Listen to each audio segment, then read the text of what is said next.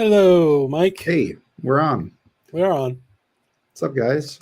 All right. Hey, Mick. Hey, Nick. Hey, Baggy. Nick and Baggy, huh? There we go. You Pretty blind bought cool. you blind bought the like button. That might be a mistake. I don't know. We'll see how that goes. I guess you could always take it back. Oh man. Oh, we already got All right. 11, 12 people watching. Nice. Cool. I have some cool stuff I want to unbox with I everyone. have some cool stuff to unbox too. Hey Rob, you want to join us? Drop a link ski. Yeah. We do have a couple of updates. So Felipe, he may join us for a couple of minutes at some point. He is still without power. He's in Tampa Bay. He did not have any damage from the hurricane, but he's lost power completely. So Nice, Nick. That's what I want to unbox. That's the first thing. yes, indeed. And then I still feel like shit, but I was getting better. Today's worse. I don't know. And I am remodeling. I'm remodeling my bathroom with my wife, so we're just in a peachy mood over here. No. Yeah, you're using peaches? What? Yeah, peach. Because it's the paint color. Hey, there's someone left a comment on one of my videos. I guess the only way they could reach me, that I interrupt you guys too much, so I have to apologize. Oh, I don't give a shit, dude. They said you're funny, but stop interrupting the jazz. Really? All right. So your minions came after me. We have minions. We've arrived. Nice. All right. Hey, I'm doing a quick on. And it just to interrupt you, I just posted the new Boomer Scalper video. It's very funny. We'll check it out for sure. Oh man, I gotta check it out. What'd you do to Rachel, Rob?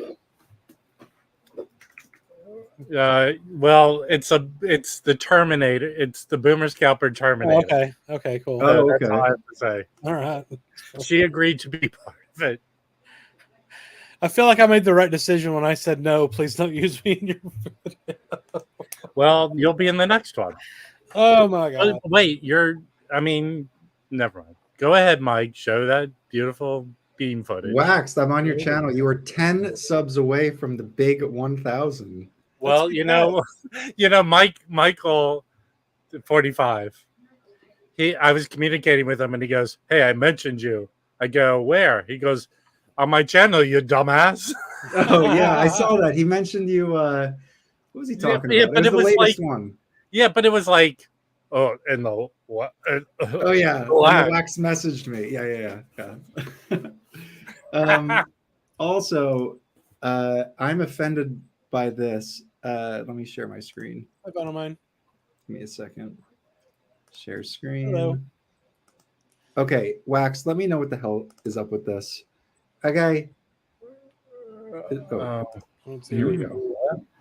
Come on. God, this takes forever to share a screen. Come on.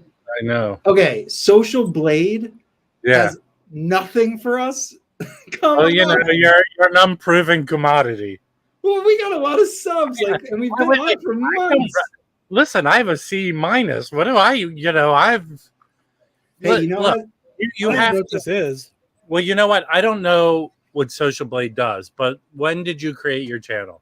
So it says February 10. So in February, is that right? No. I feel like that's kind of too long. Yeah, we're like 3 or 4 months, no more than 4 months. Yeah, right. So I'm gonna go with. They don't have enough data points. 5 or 6 months or something. That's probably true because they show over time, and they probably do need maybe 6 months. Yeah, they need 5 or 6 months of data.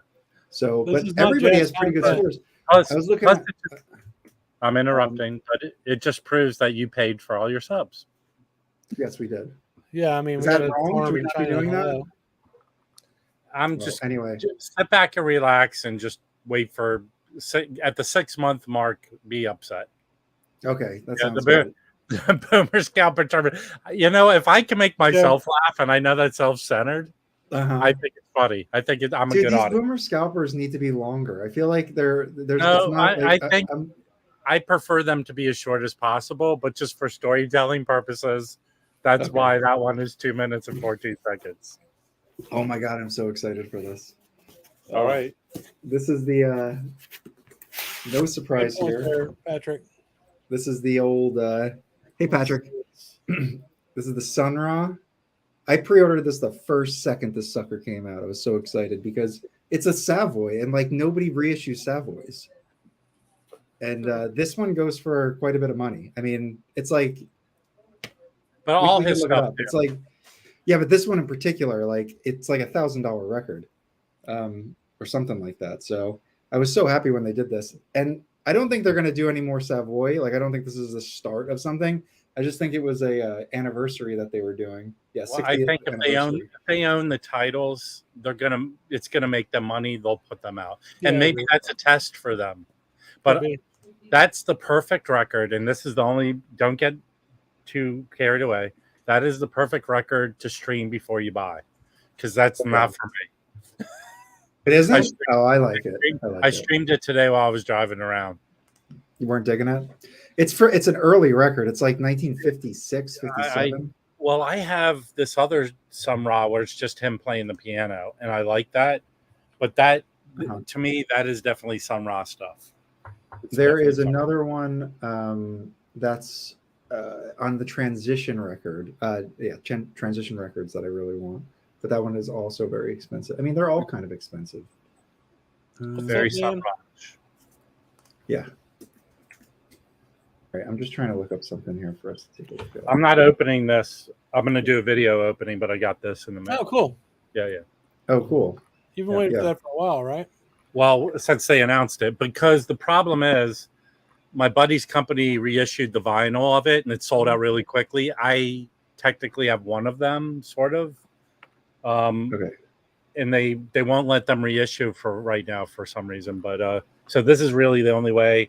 And this is mostly all stuff from their first album.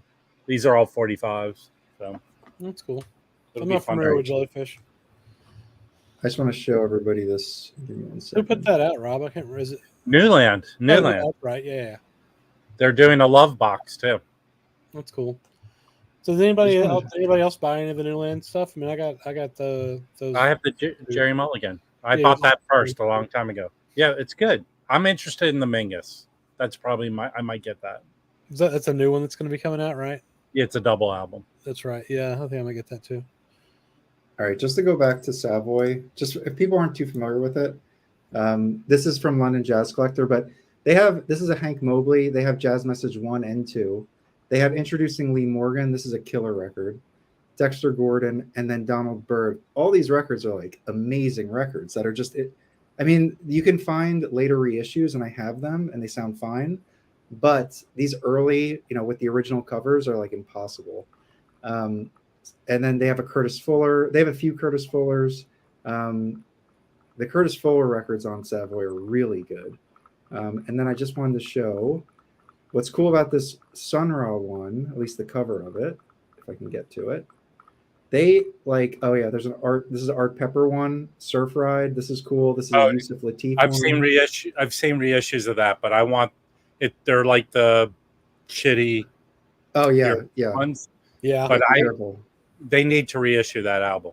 Yeah, this is a cool one. I wish I could see the lineup here, but like the musicians on these are, they're all guys that like we know. And then just finally, so the Sun Ra one, they commissioned. I don't know who this artist is. Let me see if it says it. But you can see this is the Sun Ra one. There's a Curtis Fuller one. There's Perry Robinson. But they all have that kind of that's pretty cool. Surrealism. Yeah. And all of these. Did Dolly do them? No, it wasn't him. But obviously, it's like the same school. I don't know if they said who it was. But anyway, I just want to show that there's a lot. There's like a dozen to like 20 Savoy records that like I wish were in print. They also have like a lot of stuff that. Like half this or more than half the Savoy catalog is like religious like sermons. So it really kind of ranges on what they have. But the jazz stuff is great, which is, hey, we got Felipe. Let's get him up here. Oh, yeah. No. All right. What's up, man? His hair is windswept. It is. Power back on, guys. Just a good news. The AC is finally running after 2 days and kind of starting to feel better. You got power back? I got power back. It was like, sweet. I know, like turning off generators, disconnecting all the cables around, and hopefully I had my beer on ice. So let me just clean up a little bit, get a beer, and I'll be right back. Sick, dude. That's awesome. So happy. The Reb is sending you best wishes. He's at the Braves game. Mets Braves game. All right. See you guys soon. Okay. So, are y'all baseball fans at all? Yeah. I think it's really cool that the Aaron Judge guy just got to 61 home runs, and he's legit and a Yankee. That's pretty neat. Yeah, and it was like 61 years since Robert Maris did it, and then Robert Maris was number 9, and Judge is number 99. So if you're into numbers, it's kind of a cool thing. The problem is he's on a team that's snake bit, and I don't know if they'll win anything with him there. They're not snake bit, man. Come on. They are snake bit. Are they? Okay, so I'll get back to our judge, but I'll just put this out there. I'm a Nationals fan, and they won the World Series. They had no right winning the World Series, right? Yeah. Uh-huh. They spent. I mean, they didn't. They did it not spending the money they should have spent. So, and then the Yankees overspend, and then other teams that don't spend win. Mm-hmm. So, I think they're snake bit, man. We'll see. So, yeah, really excited about this. I was just going to say, go ahead. No, did anybody in the gallery, peanut gallery, get this? I think somebody I think Baggy said he got it. I think, or somebody. Baggy got it. Who got this? It's just not for me. There's so many other albums to get before that. Really, I did stream this. I didn't think it was too out there, but Nick Rudo got it. It's not. No, it is out. I mean, I'll show when I can show albums. I'll show you an album that probably people will go, "That's on." I could not listen to that. So, to each his own. I think there are other Sun Ra albums I want. Like I got Lucidity, and I wanted to keep it, but they pressed it in the Czech Republic, and it's just such a shitty. The one you can get right now, it's so noisy and horribly pressed. Is that the one with the shiny cover? Yes. Like a box? I mean, box? Well, they did a box of it, and they did it individual, but it's just a horrible. I'm not going to support you pressing at a shitty pressing plant. I'm with you on that. I did like Sun Ra though. So who's in the Czech Republic? You said it's GZ? I don't. I mean, I'm going to assume it's a bad GC press. It's just it's a shame for such a good album. Yeah. That it's a bad pressing. Yeah. Yeah. I mean, GZ's gotten better for some things though. Like their Vinyl Me Please stuff's been pretty good. But now Vinyl Me Please is going to take all their business away from them. So. No, for sure, absolutely. That's why. I mean, I've got the Herbie box set from them, but I have not bought another box set from them. I'm just going to wait until they have their own pressing plant and reissue them all later if I want them, I think. Like the Herbie Hancock sounds fine, but the classic series, what is it, Maiden Voyage, right? And Taken Off, I've got both of those. They sound better than the ones in the box set. Really? Those are in the box is GZ. Yeah, and it's not bad. They all sound good. I just think the classic series sounds better. So yeah. If you can get it pressed here, if they establish a good pressing plant, which you would think they would, right? I'm hoping. Look, GZ's opening one right in Tennessee. I'm hoping because that United place is shit. Yeah. I mean, it's a shame. If you're going to open a plant and you go halfway, it seems like that's what they're doing. Yeah. Yeah. So you're saying Vinyl Me Please is doing that? What? They're making their own plant? Yeah. They're making their own plant in Denver. Denver. Halfway? They hired Gary from QRP, remember? No, if you watch, Michael Fremer did a tour of United because they upgraded their whole facility. Yeah. And they're still pressing shitty records. Not shitty albums. The quality of the pressings are shitty. Did you guys see Fremer's video on, who was it? The Kinks or what was it? It was what's his most recent video? I don't know. I haven't watched him in a while. He did a showing his records, but he was making fun of the way people show records and videos. Yeah, well that's all. That 100 records video he did a year or two ago. That was a really good. That was good. I bought a lot of records. I bought quite a lot of records from him. Okay, there's a lot of. No, I think he should redo it. Well, I mean, the thing that was sucked about it is when he did it, half the shit he was shown was impossible to not impress. Yeah, no. But a lot have come back. No, probably not all of them. Like, I don't know. there were plenty that are kind of out. But yeah, no, a lot of the analog production stuff came back. But he showed like a couple analog sparks that like he showed the Art Blakey and Thelonious Monk on Atlantic. I was able to get that, but like that doesn't come back. There's a good amount of. I believe Spark went out of business, or they Oh, got is that right? Yeah. Okay. But I don't know. I had the because Mike from the Ingroove did the Irish band. What are they? The U2? You too? No, the lead singer passed away. Yeah, I know you're talking. Raspberry. Yeah, No, Cranberries. Cranberries, yeah, I love So them. I got the Analog Spark Cranberries, and I didn't like it. I didn't think it sounded Oh, good. right. Okay, And I was looking to get that too. So, good but I timing. do have the Analog Spark. Rubeck loves Disney or whatever does Disney. Yeah. Oh yeah, I have. That sounds really good. That sounds really good. I got a 6 I have out of some- that. Sounds like shit because it's scratchy. I have the Jazz Goes to College Brubeck that they did, and Analog that's Spark, a cool. yeah. That's a cool one. It has Paul Desmond on it, who's, Oh, yeah. that's cool. He's good. So Vinyl plays hang on hired Chad's man. That's right. Yeah, they hired Gary Sahlstrom, he was the plant manager at QRP. So And RTI, because Huh? Chad stole him from RTI. So. yeah, I mean the guy's like the guy. So it's pretty cool. Yeah. Sorry, I'm just looking for something here. If I can find it. I mean, have you listened to any of your box set, Rob? Yes, beautiful. All of it, I right? haven't listened to all of it, but whoever gets that box set, first thing you should do is go through it thoroughly. Because I had a messed up jacket, and I had a glue substance and a scratch on one. But to their credit, they said, since that it's our product, don't worry about sending back the records. We'll send you replacements. Mhm. They handled it beautifully. I'm very happy. I haven't gotten them yet, but I'm Yeah. not very happy. Some of them sound better than others, but it is awesome. It is awesome. I do wish the jackets were a little tad better. Me But too. I mean, what do you think? Well, I think it's great. I only listened to the first 2 records. Yeah, I've listened about shit all week, 4. but I've I'm listened gonna to try to 4. go through the rest of it this weekend and listen to most of it. It sucks when I'm cleaning and grading records too. I have to do that.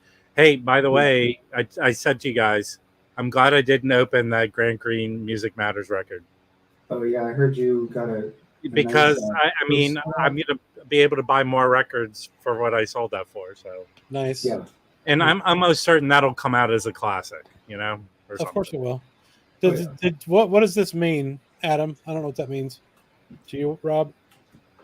Did you see the Bill Evans box has new cuts? I don't know what that means. I thought they were the same pressings from 12 years ago or whenever they first put the box out. If they're not, that'd be super interesting. Yeah. Can you elaborate on that? Yeah, elaborate, Adam. Or Mike, as I like to call you. So John Gilmore's on this, and he plays tenor sax, and I definitely have a record with John Gilmore on it after he left Sun Ra. I just can't remember which one it is. I don't know if that. Well, rings you any had a bells. way to check where it is, no? Check Well, out check- the Kevin What's Gray one he did with Steve Westman. He just put it up. he's So- talking about the Bill Evans box. Yeah, I guess some of them are the same and some aren't. That's interesting. That's weird. I mean, or What, if does the metal work fall the apart? metal was, yeah, exactly. Now are we being lied to by Chad? Do Oh, I get shit. Are they DSD? What the Breaking fuck? news. Oh my god, I'm gonna kill myself. I spent $100 on trash.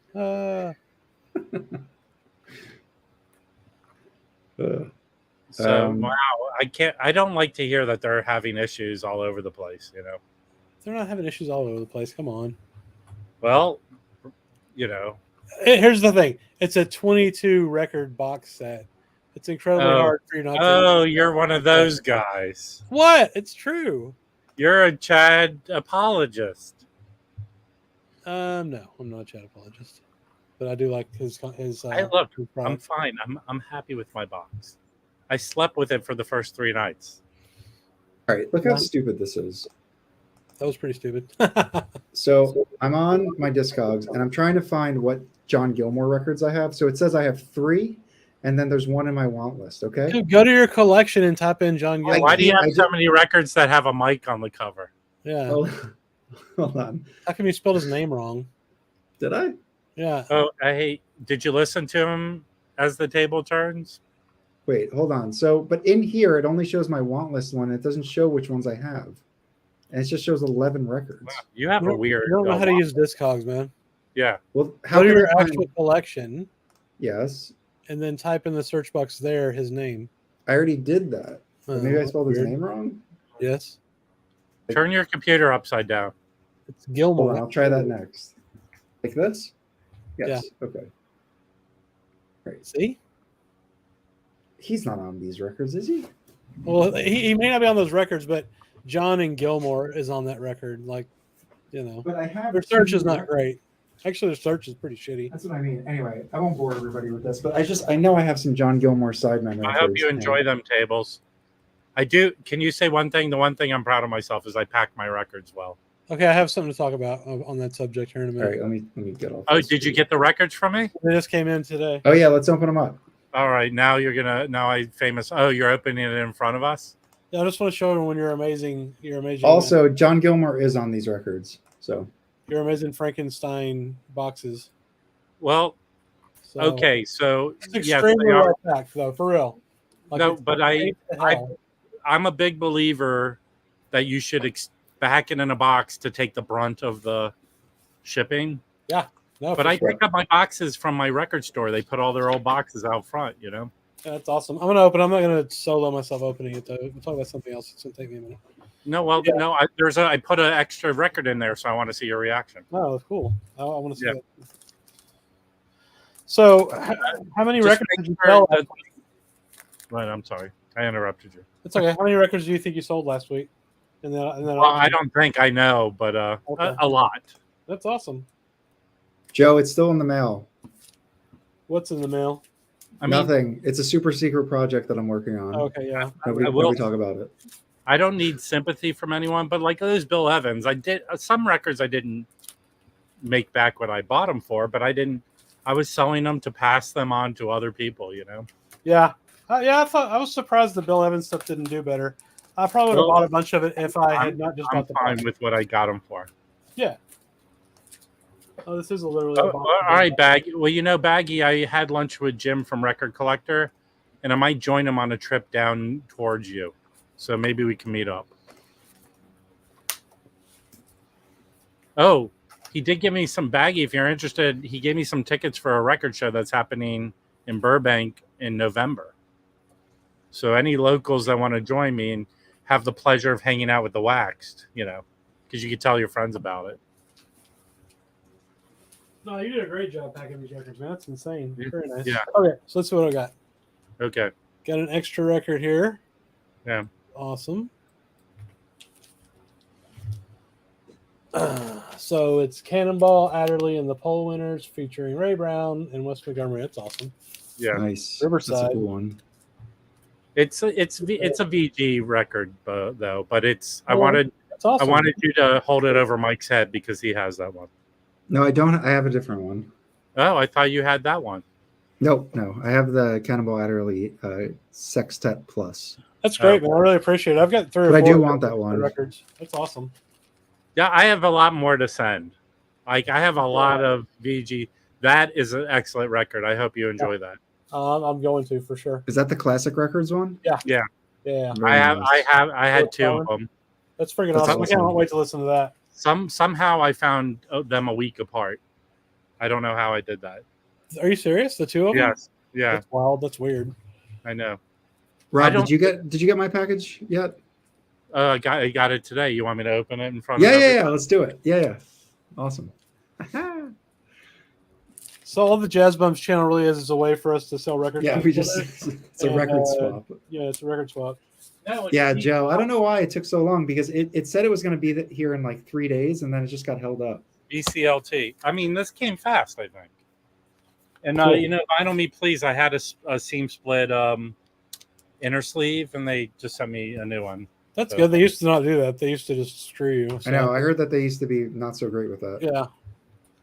I've had pretty good luck with their stuff, man. Well, the Lee Morgan, I joined them to get that Lee Morgan record. What is it called? The Riverside one? Take Take 12. 12? Yeah. No, it was a Is that It was Riverside? Jazzland, take 12. Jazzland, Jazzland. Yeah. And it took them sending me 4 copies of it to get a clean one. Jeez. Some were God. scratched. It was Yeah. okay. I'm opening. All right, let's do it. Oh, hang on. Make them big. I get confused because you both had records in your hands. Good COVID brain here. Oh no! Why you send? Oh man! What? Really? Well, that's a 45 single, so don't get too happy. Well, no. Thank you. Yeah. I went to a thrift store today and they had a Kraftwerk record. Oh, right. It was all. I went to a store that had a killer amount of records. Yeah. Horrible. That thing But plays clean. Thank you. Oh, Yeah, that's no great. problem. I'm collecting all the Talking Heads records. So Yeah, and that should be clean. no, this and 77 are the ones I need. But thank you. That's great. Yeah. That's Awesome. freaking awesome, man. I had some records I need to send to some people. I got a bunch of duplicates and stuff that would be fun to I send. What I wanted to really do is anyone who bought records from me, I wanted some I threw extra records in, but for packing purposes, it was just hard to cram a lot of records in the boxes. But I'll send some more people out. And I went to the thrift store today and found it's great. I don't know how many people know about this movie. Do you know this movie? No, let me make it big so I can see it. The Wildlife. It's sort of the pseudo sequel to Fast Times at Okay. Ridgemont High. Yeah. It was written by Cameron Crowe. Oh, cool. And it stars Chris Penn because he was Sean Penn's right. brother. Yeah. Leah Thompson. Oh, that's but hilarious. here's the cool thing about it. This thing that was on it. That is cool. Oh, Don't interesting. ruin your records, man. Oh, this is a library thing.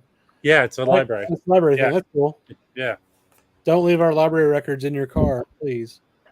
Yeah, and this is from. I have to clean this. It doesn't look horrible for a library record. So they have the song, the title song is The Wildlife, performed by English female pop music vocal group Bananarama. Yeah, here's who's on here. That's cool. Okay, Peter Bananarama. Keys. Nice. That looks fun. Yeah. That's Andy's- cool. Ooh, Edward. Van Peter Case is from Million Miles Away. Why didn't anyone compare the classic records, Blue Train, and all the shootouts? Well, Felipe didn't because he doesn't have one, but Yeah, I don't either. I'm sure Yeah, it does sound amazing. Like if I had a classic records copy, I would not have bought the Tone Poets probably. I'm surprised people with SRXs were buying it. Well, Okay, Felipe I'm buys everything, so he can I guess they wanted the stereo. own the channel by having videos that have 5,000 views. I'm going to tip you guys off on something, okay? Okay. And it's sort of a Patrick the Vinyl Archivist thing, but it's my version of that. Okay. People don't know that they have classic records, versions of records when they're selling them. Hmm. Their classic records did a horrible job of they're virtually undistinct. Pull that one out, Chris, Okay. and look at it and tell me where it tells you it's a classic records other than the dead wax. Because when I go looking, I pull out Discogs and I could find nothing. I was smart enough to look in the dead wax and see Bernie BG. But I mean, other than that, it says limited edition, but it doesn't say classic records on it anywhere. it says Not even on the bottom I left, of the I left back? my posted on there, but there's nothing that says classic records. So No, I- not at all. Weird. I got this Sonny Rollins the live album with Our Man and what is it called? I'll pull it out. I won it on a eBay auction for $15. It's a $70 record. Yeah. I think the seller didn't know what he had. I bought this because there's like 0 Frank Sinatra audiophile records, but Classic did the voice. And actually, MoFi's, they even, like- right? They're MoFi's. they're MoFi's, but they're not in print. They're kind of expensive. And I actually heard that they're not, that Sinatra box isn't so great. You know what, Mike? I'm going to send you some OG Sinatra. Dude, I have every single OG Sinatra. He has like 150 Sinatra records, Sure? dude. Yeah. You do? Well, it actually depends. I actually don't have every one, so it depends on which one. I'll Yeah, shoot me a note. Yeah. But yeah, it does say classic records on the bottom of this. 1999. I'll pull out my Sonny Rollins. Yeah, I didn't say shit. That's interesting. That is crazy. Yeah, this says Classic Records manufactured under Sony Music. Yeah, this sounds okay. I mean, this is a really old record. It's a compilation Yeah. of his early Columbia stuff, so you're only going to get so much from those tapes. Okay. Yeah. Here's my classic record, Sonny Rollins. Okay. They did such a good job. I mean, the label's OG, Yep. but there's nowhere on here that says it's a classic record. So the guy I wanted at an auction because no one thought it was Classic Records version. What does it say the year that it was reissued in, or anything like that? Probably mid 2000s. I don't know off the top of my head. But it doesn't say any of that. I mean, I think the guy knew it was a reissue. Obviously, it was too clean. Yeah. But they did a horrible job of branding their record. Well, they probably didn't care. Once they sold them, you know. So here, look. Here's what it says at the bottom. Hang on. Let's see. Manufactured. It doesn't even say it's a reissue. That's wild. Yeah, it says it's very bottom. It's like an OG. Oh, BMG Entertainment. BMG Entertainment, yeah. But horrible what is, job. Who is BMG? Oh, I have Analog Shop. I do. They own. Technically, they're the owners of like all the RCA stuff. Yeah, but I don't not have audiophile Sinatra stuff. I have like most of it except for that MoFi box. But it's the classic records, and then I have Live in Paris in '62 on MoFi, and then I would like to get Sinatra at the Sands, but that's like a $300 record now. Yeah, you already have a good copy of that, don't you? I have 3 copies of it, so I mean I don't really need it, but it would be cool to have. But yeah, this is a cool one. Should send I hope that they do extra more. copies. So my question with this, Rob, is this. So Impex did this, okay? Now the Frank Sinatra Columbia years is owned by Sony. The Capitol and the Reprise years, the Frank Sinatra estate is part owner of that. This they don't have any ownership of. So my question is this: if these tapes are owned by Sony, how did Impex get the tapes and then cut to Lathe from the tape? Because that's the issue with the Sony. I mean, other than them, what they say. Okay, so they've already. So someone tell me, was there a bait and switch with Saturday Night in San Francisco? No, because it was brought to my attention on their website that it said it was digital. Oh no shit! When they announced it, they didn't have any of that wordage. Let me see what the Sinatra says. I didn't know it was digital until you just said that. Well, I do want to know how on the website, if you go to Saturday Night in San Francisco, it says it's digital. When they made the announcement, they didn't say it was digital. Let's see what the Sinatra. So we have another debacle. Well, the thing is, Chuck Granata is the guy at Sony who oversees the Sinatra catalog. He was heavily involved in this and everything. And I have his books. He's like the authority on Sinatra recordings. And let me see what it says. I have a lot of impact. I have ESP from I have Impact. that one. I'm just wondering if Chuck Granata is allowed to take those tapes out since he has such a special relationship with the Sinatra. Oh, okay. Now that makes me think. I have Monk's Dream on Impact. That's Columbia, though. All the Impact stuff sounds amazing. I mean, does Sony own Columbia? Yes. Yes. Yeah, because that's what. Okay, yeah. So I wonder. Dun, dun, dun, dun. Rob, we need to get to the bottom of this. Get Mike Esposito on the phone. I'm going to tell you something right now, you guys. Okay, so sit back and relax. Oh God. If you uncover this debacle and you're credited with it, I'm almost sure on that website you'll have data then. Okay, hold on. I'm sharing my screen. I haven't read everything here, but this may help provide clarification. Let me. Oh, wait. Adam Hunt with more bad news. Okay, so the Impex team has spared no expense. This is the Sinatra one. No expense or effort in the creation of this milestone recording, in keeping with prestigious label's reputation and meticulous sound. 33 RPM has been transferred, restored, and mastered in the analog domain. Well, that means they made a tape copy. If it was all analog, probably from the original 15 IPS session tape, superior sound mastering. Yada yada yada. Oh no, that's. I might reach out to Chuck and ask him. No, go. Let's go through this now since you're on their website. Now go. Okay, up. what do you want to say?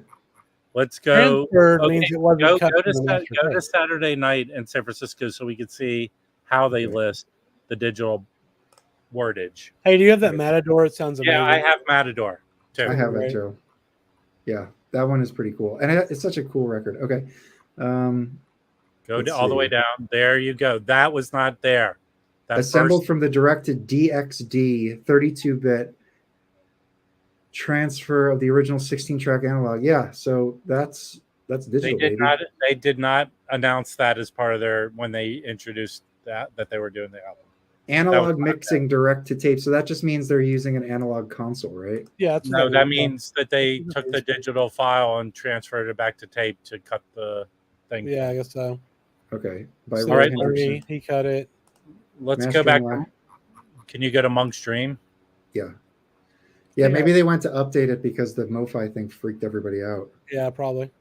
Okay, Oh, I also have Legrand Jazz. Hey, hang on.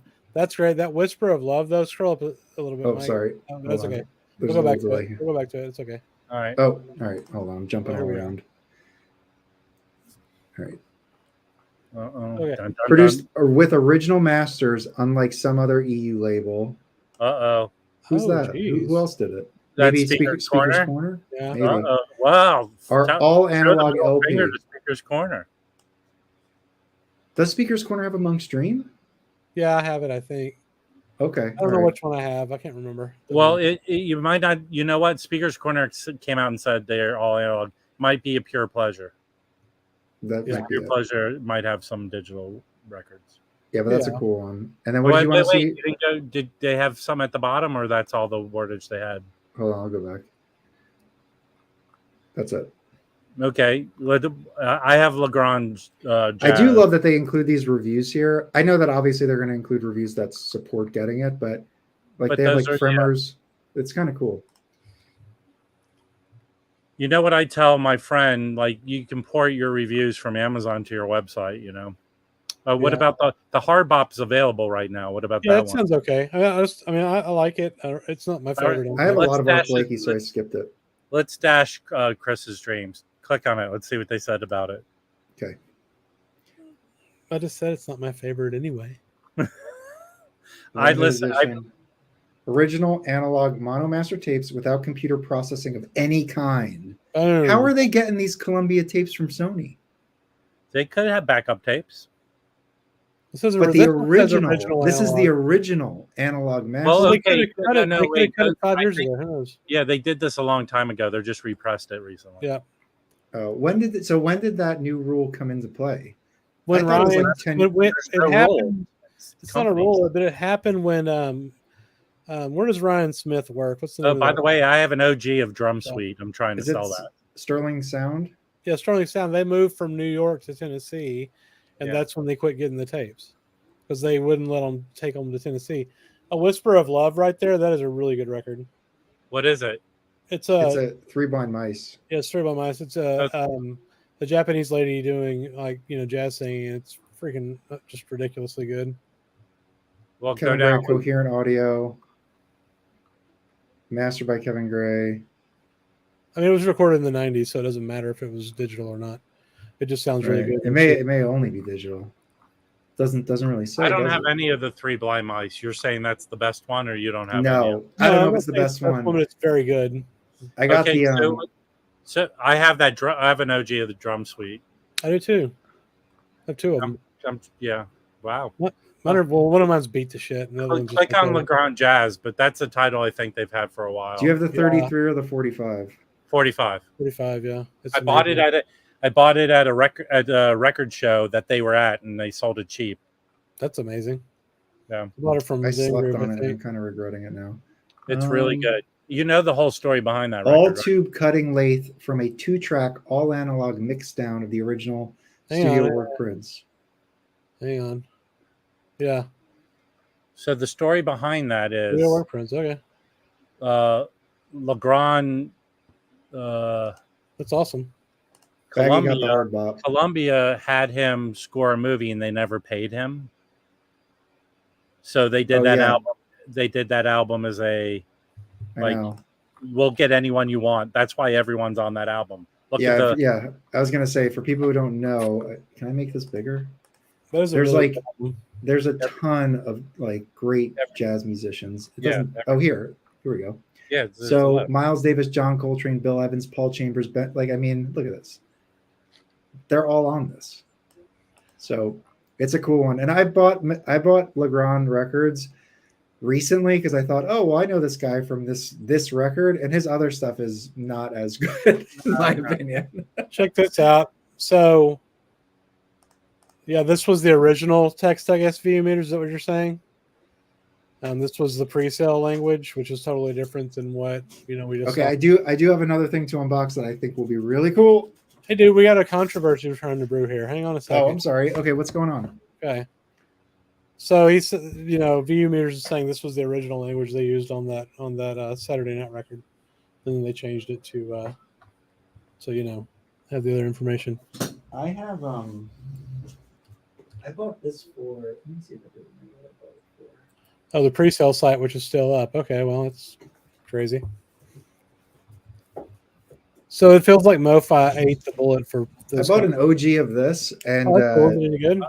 Yeah, it sounds good. I will say the beginning when I drop the needle, it's a little noisy for maybe like 30 seconds, but then it cleans up pretty nice. No, I have the impacts of that. I found I found two OGs. This is incredible. Yeah, even the OGs sound excellent. Yeah, this is like I'm not into this like guitar, but oh my god, this is like I think incredible. That's stuff. a record everyone should own if you were into. Yeah, definitely check this out. Doesn't matter if you're into jazz. It's really something kind of incredible that they can play like this. Well, did you get the Saturday night one, Rob? I wanted to get it. I put it in my cart a million times, but for some reason, like going to Mike from the Ingroove, I just bought the Billy Harper one that you got.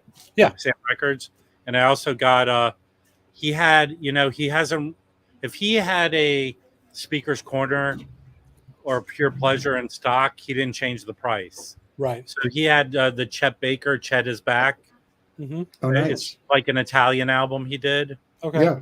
For $35. So I bought those two. Hi, is it RCA Victor? Is it RCA record? It might be, but it was all admittedly, fresh out of jail. Yeah, I got that one. It's a good record. Yeah, I'm pretty excited.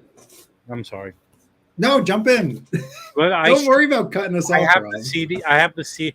Here's the problem with getting jazz. I had the CD, which has all these extra tracks. So I have that, and I listened to it, and then I bought the album. So I just back to the Friday night, Saturday night thing. I got Saturday night. I liked it okay, but I didn't think it was like super amazing. But it's like the next day, so I'm wondering. I just want to hear the other one. If it's a similar, yeah, see if it's similar. Hey, I'm going to give everyone a pricing tip, okay? Okay. The Alice Coltrane and the Roy Brooks, go to Target. They have it priced already at $25. If you have a Target card, you get free shipping and 5% off. So Target credit card? Target credit card. Okay. Yep.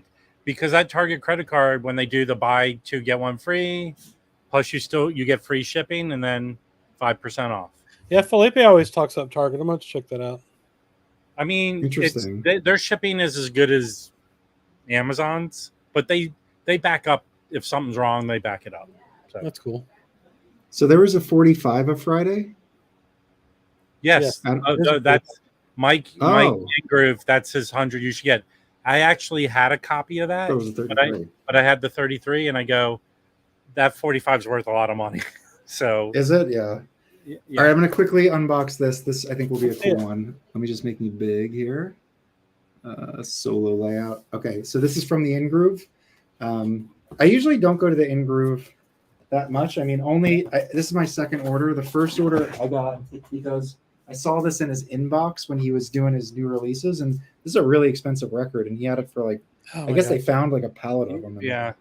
That's production.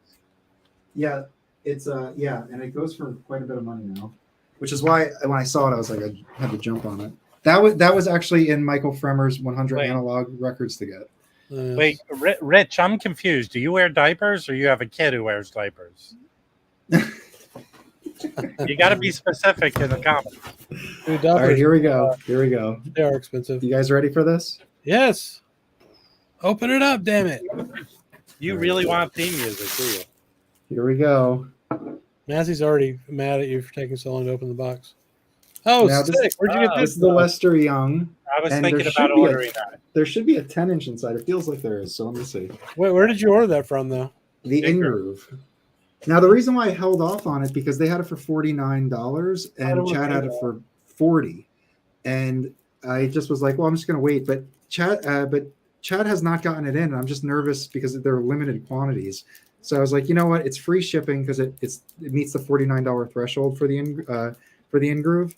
Oh. And between shipping and taxes, it was like if I have to pay $5 extra for it and just know that I have it, I'm gonna do it. So now I got it. Okay, yeah. There's something that Ooh, the corner's dinged. That kind of sucks. it is. Yeah, I'm not gonna return it, but you see, Oh, yeah. it's fine. Crap. Now inside here is the 10-inch. Nice. So I'm really happy with this.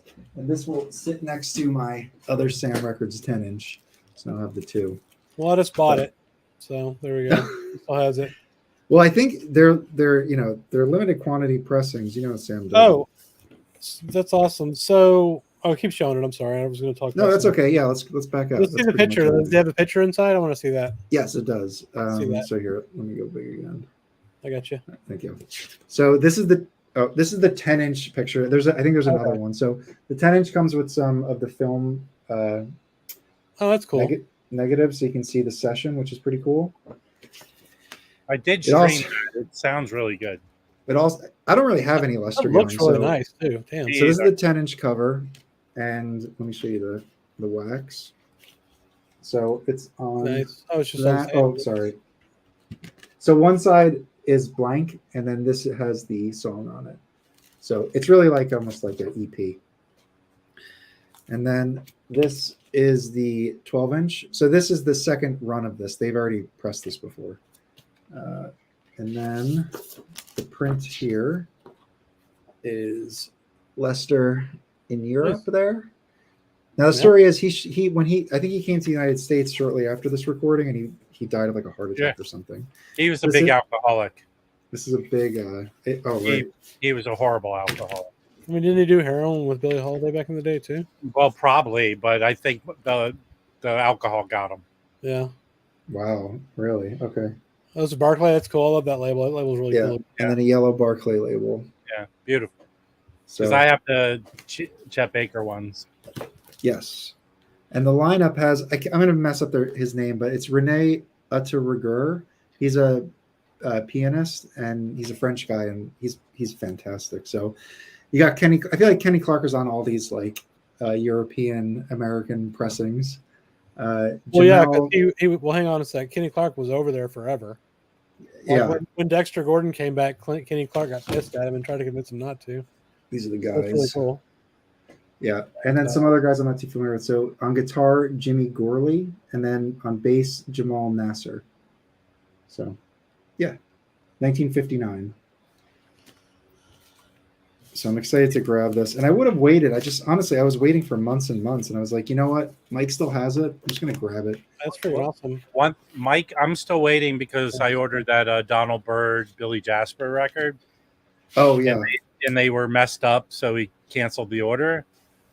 But it looks like Acoustic Sounds just got them in. So I'm hoping that we'll grab them because those are even more limited. That's this one you're talking about. Yeah, no, I ordered it back a Yeah. long time ago, but I was one of the people my mind didn't go through because they were canceled. Yeah, I've got that. Well, I didn't get this, and it sold out everywhere. And I didn't get it because I was saving for some other stuff. And then it came back for whatever reason. Chad put a few more copies on Acoustic Sounds, and I grabbed it. He has it on his site right now. That's Oh, he good. does. Yeah, Yeah. This is a really cool record. I mean, we got 46 people watching, so not everybody knows who Sam Records is. Maybe Okay. French label. They're always perfect. Just buy them if you're interested in the records at all. yeah. They I do have a lot of basically- records. Yeah. So their catalog consists of when American jazz musicians went to Europe, primarily Paris, but not only. and recorded for European labels. Like this one was Barclay. There's another one for what are they? There's a bunch of like Versailles, another one. There's a Polydor Europe one. So he goes and finds these, and these originals go for like an insane amount of money. Gets them and represses them, all done original. Like you can see, he does the original tip-on jacket, the flip-back jackets, glossy covers. 180 gram vinyl, really nice. They're pressed at Optimal. They used to be pressed at Palace, but I think he switched to Optimal. Well, he also gets recordings from like the French radio. Yeah, like that's how he has the the Harper one, and Nathan Davis one. Yeah. So yeah, definitely check out Sam Records, their website, and acoustic sound. I mean, a lot of people carry them. Lucid Disc, acoustic sounds, In Groove. So what's I remember I was going to ask Rob about the Roy Brooks and then Alex Coltrane records. Their Verve reissues. What do we know about? Do we know anything about them? Like we only know what they said. Okay. So in the world of transparency, here's my guess. Okay, $29 is the new low spot for these labels, right?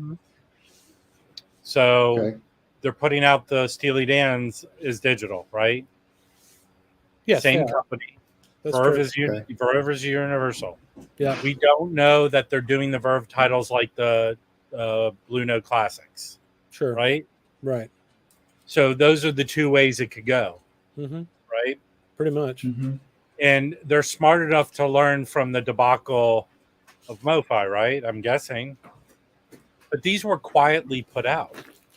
Yeah, but they don't have to. They don't have to tell you what they are if they're not representing themselves as right. But original here's master recording. That Verve by request, I believe, was a thing they had back in the early 2000s. I don't know if they put out anything. They're just resurrecting that. I mean, I don't. If for $29, if they sound relatively good and they're digital, I don't care. My record store had a copy of it. I was guessing was VG, and they were selling it for $300. Which one? Jeez, Dallas Coltrane. Holy smokes! And from what I understand, the Roy Brooks really has never been reissued, right? Well, that's dope. I'm just happy to get. Yeah, I think that's right, Rob. And it's not like Roy Brooks has any albums, right? Well, they are pressed at Third Man. So what do you think about that? Yeah, but Third Man presses other person's digital records, right? Well, I'm not saying they're not digital, but is it a decent plant? No, I think it's 50-50 on with Third Man. Yeah. I don't know that I own any Third Man records, so I don't. I have one for sale. It's a kids gospel record, right? But can I show some records? Yeah, of course. Heck yeah. So I cleaned up in the last week at a bunch of different stores I go to. I did show you the estate sale records last week, but I ended up. I have for some reason this is blue, but I do have a 80s reissue where it's a gray non-gatefold. So I went to my record store and found the gatefold of this. Very nice. This is great. You don't like this album, right? No. Mike? I actually shipped mine to Felipe. It's on his way down there. People say this is CTI's best record. I don't know about that, but that's what concerns me about it. CTI. No, I love this record. It's great. It's great. Great line. No, it's a good record. I just honestly don't like the sound of how it's recorded. I don't know how to explain it. It sounds too modern to me. I found a copy of this. It is modern, Mike. That is a cool record. How much did you pay for that? $15 at Record Safari. Okay, that's a good price. Their prices are great. Yeah. Here I found this quad. I have a Pharoah Sanders quad that was part of that thrift store dollar haul. Nice. But this store priced this for $8. This is a $25 record all day long. What is that? It's Archie Shep Kwanzaa. No. Oh, I've never heard that before. Look who's on here. Oh man. Okay. So that's a crazy record. I don't think that's the original cover though. Isn't the original cover green? No, this is the original cover. That is? This is it. Oh, this okay. is it. All right. You don't know, Mike. Come on. That looks cool. Because this has never. I don't think this has been reissued at all. But I'm gonna probably sell this one. That's a lot of people. on there. I found this. Maggie sent that to Rachel. That's pretty cool.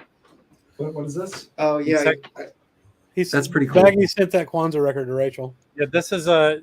So there's been 3 Hendrix posthumous records. This is the third and last one from 2018. Mm-hmm. They did this, and this is this was at Record Safari 2 for $20. Oh, nice. It's a double record. Cool.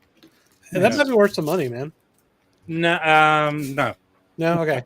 Well, I've got one. It's weird. I've got a random it's a newer comp from Barnes and Noble or whatever. It's worth like $7. Well, this sounds really good. It's basically there are 13 songs, but 10 are unreleased from every incarnation he was in. But it's a great sounding record. I listened to one of them. Sounded really good. All right. Wait, hang on. We got to go back to the previous record. So, Baggy said he sent Kwanzaa to Rachel, but he said he was just joking. So, you know, I was going to comment. If you sent that to Rachel, she'd never listen to jazz again. It wouldn't listen back. Right. Listen, dude, your humor is not translatable into the comment section. That's fair. Come up on screen, bro. How much free jazz do you guys have? I have a little bit. I have some though. This I'll do them like this. You know how much this original? This is the reason I picked it up is Barney Weiland. Although, yeah, hell yeah. What year is that? Well, this is a 2014 reissue. No, I mean the original. 68. But Fred, if you ever went, he did a live stream where he played a record from this guy, and I go, well, that guy's it's pretty good. It was free jazz, but it was good. Cool. The originals of this can go as much as $700. Hold on. Can you just hold it up 1 second? I just want to type that. So, are you trying to buy it right now or what? No, I just want to see who Francois two. This is still in print because I saw it for $30. I paid $20. Oh, good. All right, so that guy Francois is a piano player. Yeah. And he played a significant role in the emergence of the community of free jazz musicians in France. Yeah. That's cool. I'm gonna check this guy out. There's one that looks like the side of a building. That's the one Fred played, and I thought it was quite good. Okay. We'll go back to normal stuff. Oh, that's awesome. Yeah. All right. The Prestige, $6. Damn, dude, that's pretty good. Is that RBG stamped? Clean OG. Clean. Nice. That's nice. That's a good deal. $6 all day on that. Yeah, I'd buy 50. I showed you this one. Yeah, I remember someone showing this and saying it was a good record. I always sleep on them. I suspect they're not good because I just do. I don't know. Well, you know what it is? Because I've watched the Jazz Shepherd does a lot of Bethlehem videos, and he never talks about them. Yeah, but he always picks the worst records on the labels to show. Yeah, but I can't remember who showed this. That's not totally true. I can't remember who showed this. I don't know. I have it. It's a good record. I've seen a lot of their stuff before. It's really Baggy showed it. Joe Marino saying Baggy showed it. Felipe's joined us. Hang on. That one looks really cool. So this was reissued for Record Store Day a couple of years ago. Okay. But this is a Rhino reissue of this record. And this is very the coolest cover. I would buy that just for the cover. Yeah. It's amazing. So Felipe, welcome back to being a human. Thank you. being. Oh my goodness. It feels good. I bet, dude. I know. I spent 5 days without power during our winter storm a couple years ago. It was awful. Man, Felipe, have you been watching us? No, I was kind of cleaning around. The house was a mess. I had to shut down the windows, put the AC back on. I put ooh. Look what came in. Yeah. I haven't got my sunrise yet. No, I ordered, but not yet. Well, I would imagine the mail's got to be messed up in Florida for a little while. Yes. Did you get your Bill Evans box today? It was supposed to come today, but just got a text. It's coming tomorrow, FedEx. That's still pretty good. They're going to deliver. Well, that's crazy that they all go back up and delivering, you know? Yeah. How are the roads? Not bad here because my shipments, my FedEx comes from Kansas, goes to Nashville, and then just comes straight down. So the hurricane actually went like diagonal through the state, and that stuff comes from the north, so it should be fine. Yeah. And then I sent both of you guys boxes, and I guess I haven't got them yet. Yeah, no, so hopefully soon. No, I haven't. All right, Rob. What other records did you want to show? Okay, I mean I've got a bunch. Okay. Here's what always puzzles me. Ooh. So this is a record, a Sonny Rollins record called "Moving On." Yeah. But then when they reissue it, they feel like they have to retitle it something different. Yes. Oh yeah, But classic. this is great. This sounds beautiful. It's a great album. Awesome. I've got I the mean, it's same got a copy. killer lineup on it. That's like ridiculous. Yeah, What that's like was that 70s, originally right? pressed as? Yeah. Well, this is the 70s, but this was originally 60 something, maybe late 50s. I don't know. Yeah. But that- Okay, hold on. Let's see. So it's 2 sessions. One is with Kenny Dorham, the other's with Monk. That's awesome. I highly recommend this record. Yeah, that's a good one. This That's cool. That looks This awesome. was $8 at a record store. What's the number on that one? Crazy. Let's see if I actually do have it. This is 7433. Well, let me look. Nice. Keep going. All right. This I found sealed. That's cool. Even though it was pressed in the U.S., this is a Belgium copy. Okay. Hmm. Okay. Who's on that? I never saw that one. Oh, it's a live recording. It's not. It's from the 70s, so it's not that old. Okay. It's a great lineup. Look at that.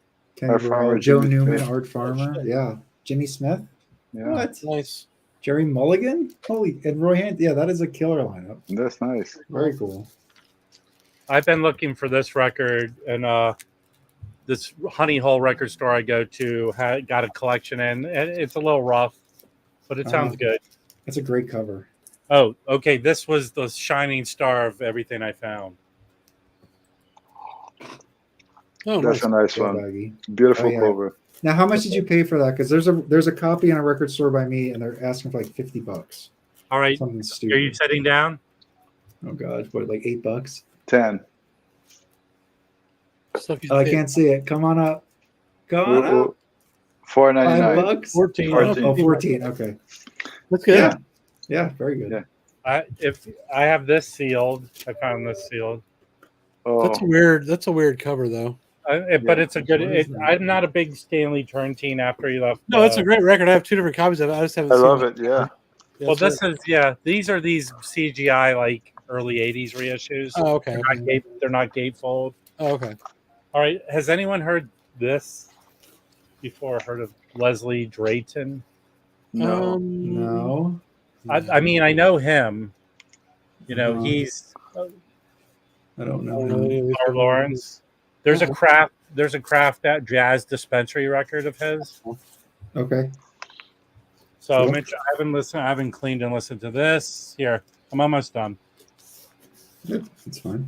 I did do the $20 Amazon warehouse to get this reissue. Nice. Oh, I'm that's about the another copy of that. that's the Kevin Gray cut. Yeah, $20. Nice. Yeah, Anybody I that doesn't have- paid 40 for it when it came out. Yeah, anybody that doesn't have the record should buy it for sure. Yeah. Do you know anyone know this is a Italian release? No. There was a period of What's time the where word? Art Blakey just played in overalls. Oh, well, that's odd.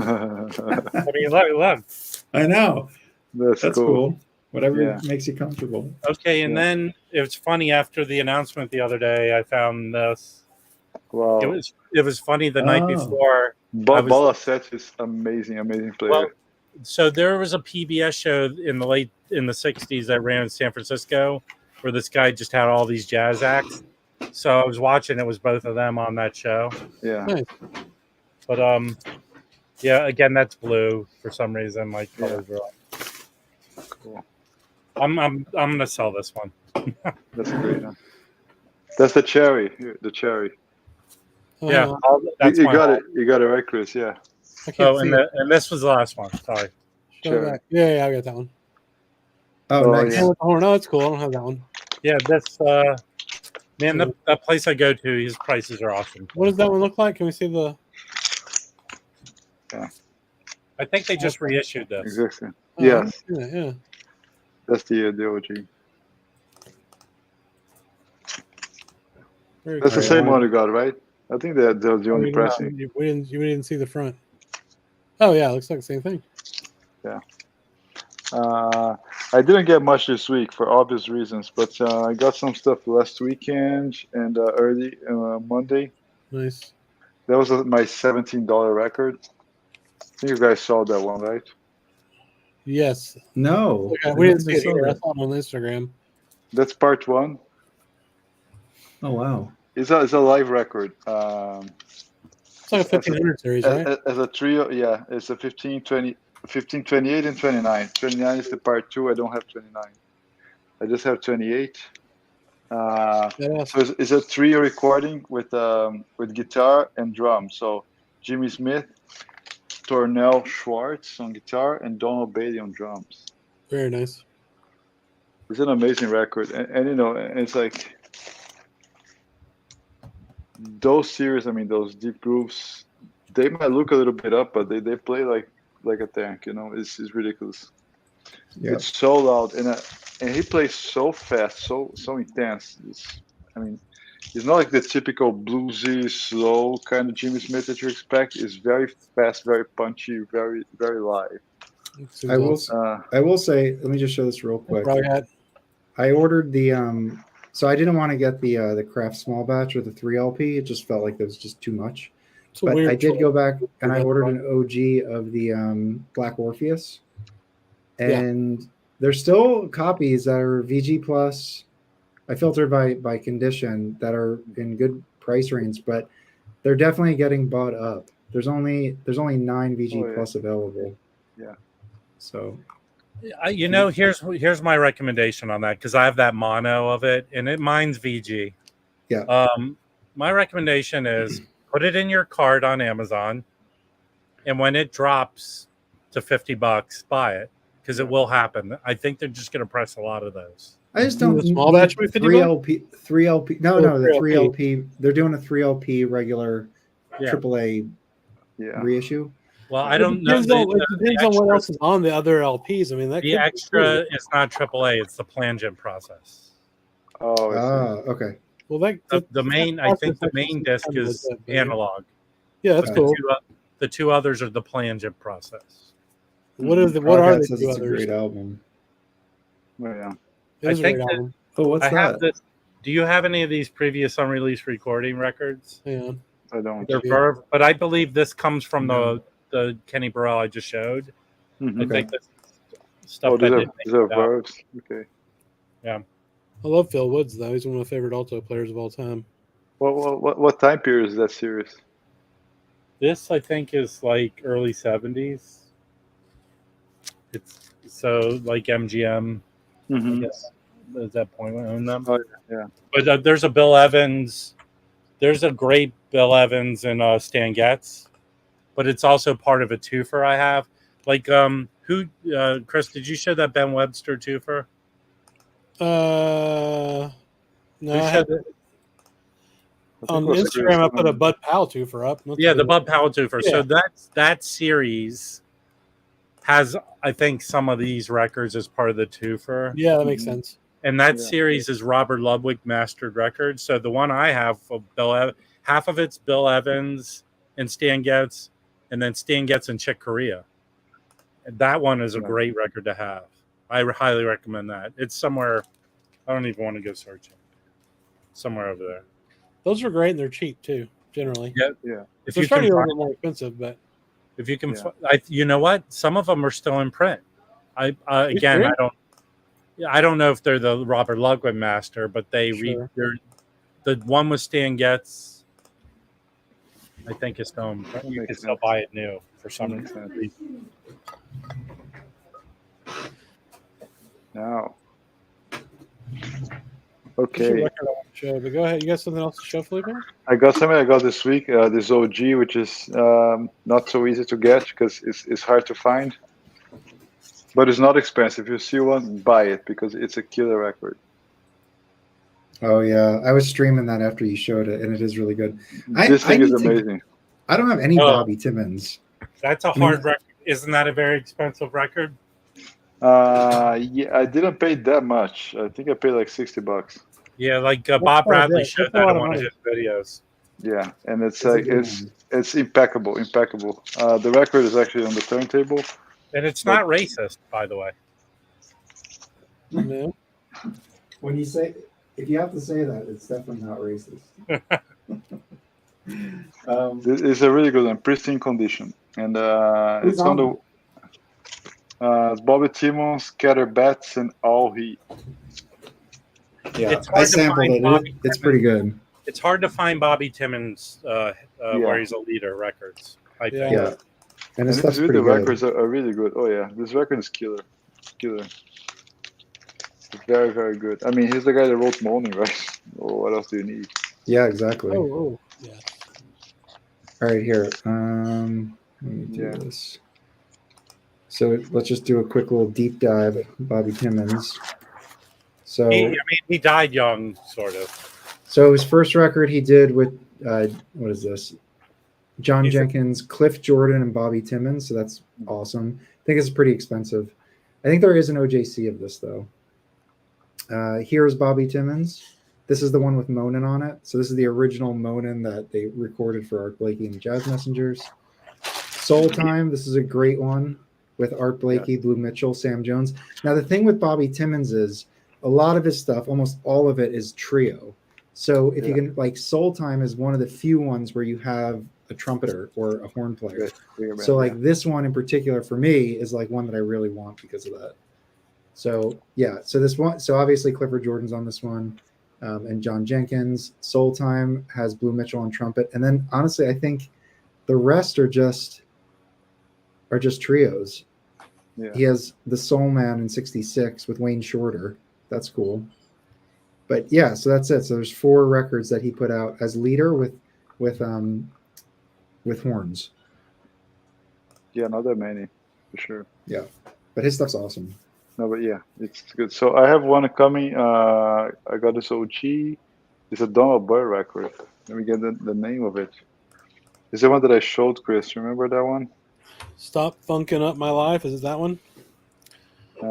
No, it's a 67 record. The record sucks, by the way. I was kidding. I think that's Sonny Rollins. I don't remember. Let me get it here. Donald Byrd, Blackjack is a 67 record. Oh, cool. So the OG is a Liberty. So it's an OG. It's coming soon this week. Nice. It's playing amazing. Plus my box tomorrow, and I got some Music Matters coming tomorrow also too. Well, dude, your life's just looking so upward, you know. Yeah, no, I gotta get out of this. I gotta get out of this hole, you know. Yeah. For real. Hey, Chickies, I want to show a couple of records that Rob sure spawned. So I've got that. This one. Nope. Yeah, this one. I got the one that Rob had, right? Oh man, I gotta get it. They put out a bunch of these in the 70s, and they all sound pretty good. I've got a couple other ones. Here's a. This one's called Very Sexy. It's got oh my God, I can't use my arms. Eddie Joel Davis, Buddy Tate, Coleman Hawkins, Arnett Cobb, and Shirley Scott, and George DeVivier and Arthur Edgehill. This is a really good record. And then this is one I was playing the other day. It's Jim and Sonny Stitt. A lot of them seem to have like these purplish colors on the cover, at least these 3. I don't know. But they're pretty affordable usually, and they sound pretty good to me. So, yeah. That's awesome. It's probably expired film. Right? Mm-hmm. What were you going to say? What did you say? Probably expired film, so they all got purple. Yeah, no shit. All right, guys. Are you going to take off, Mike? Yeah, I'm going to jump. You guys hanging out still? Probably for a little while. Yeah. All right, cool. I will. I'll talk with you guys later. Good seeing you, Rob. Felipe. Right. Nice seeing you, Mike. Good luck. Stay safe. Thank Chris, you. Feel better. See ya. Have you tested negative, Chris? No, I haven't retested myself. I just still feel like shit. So I'm feeling a bit better now because I'm kind of inebriated. So you know, sick and drunk is, I guess, better than just sick. I don't know. Do y'all know who Joe Beck is? The guitar player. Oh yeah, I was actually listening to this record in the car today, Chris. Which one, Beck? The Beck? Yeah, the one that you showed me. Yes. Yeah. What? I don't know this person. All right, so let me just. Some of the coolest covers. One of the coolest covers ever. Yeah, I can't find the records. I've lost them, so let me find it on Discogs real quick. I'm gonna show you. I'll share my screen here. He was on CTI and Kudu.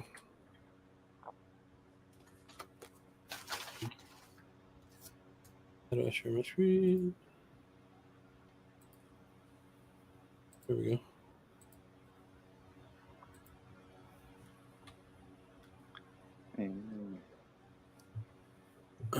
Okay, here we go. So this record here, I think is the OG of it.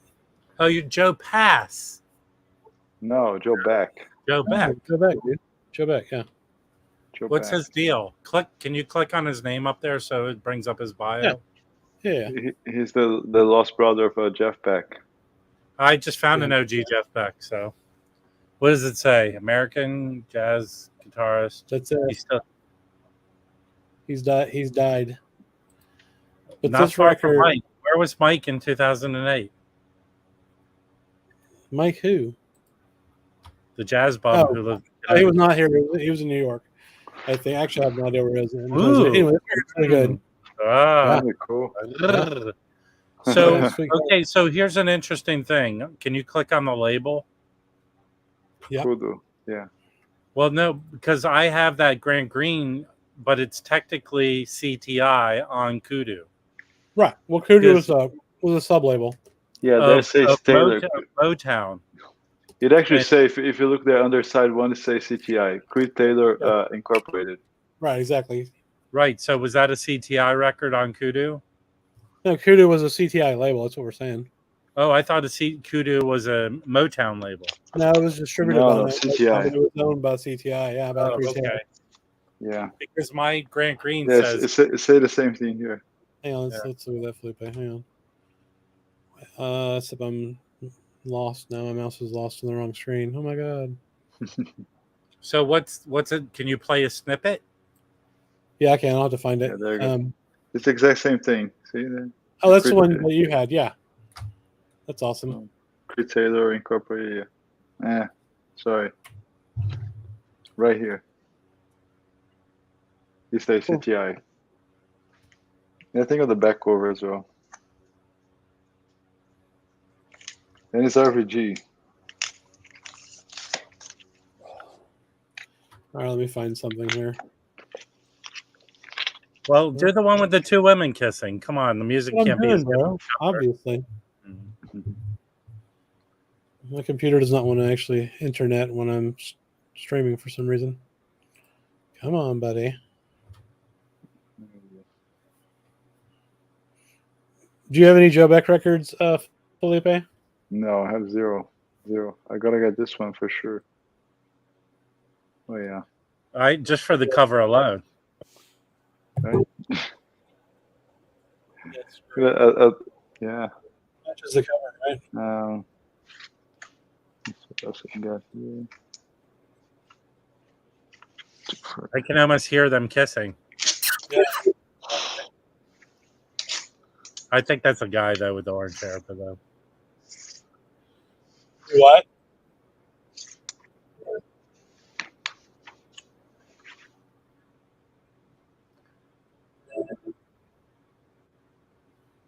Do you want me to play it? What do you think? We don't hear it. You don't hear it? No, let me try playing it. I'll try playing it. It's not working for me. In an audiophile word would be perfect, like a dead silent. Yeah, so stupid. I wonder why I wasn't playing when you couldn't hear it. It's weird. I don't know, but I'm trying to find the two girl kissing record.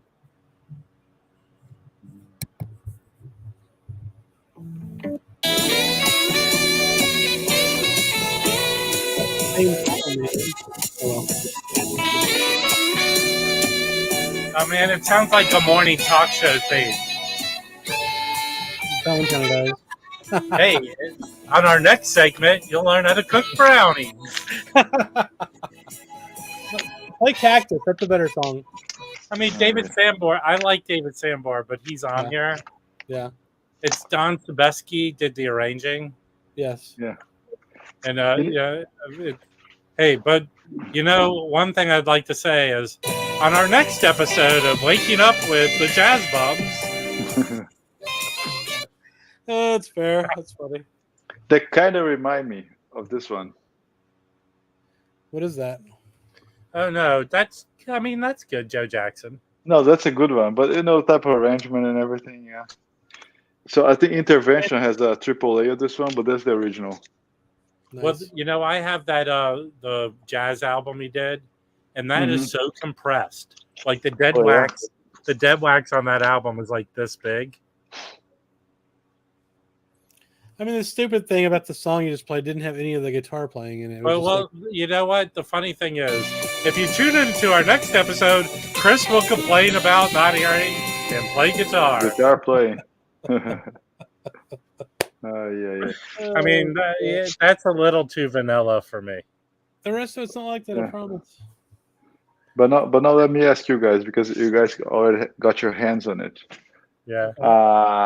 How do those Bill Evans 45 they compare to other versions that you have of those records? Well, I sold all my records. Actually, I kept a few because some of the twofers have the second discs are unreleased tracks. Mm. So I have interplay with a bunch of extra interplay stuff. So the best sounding OJC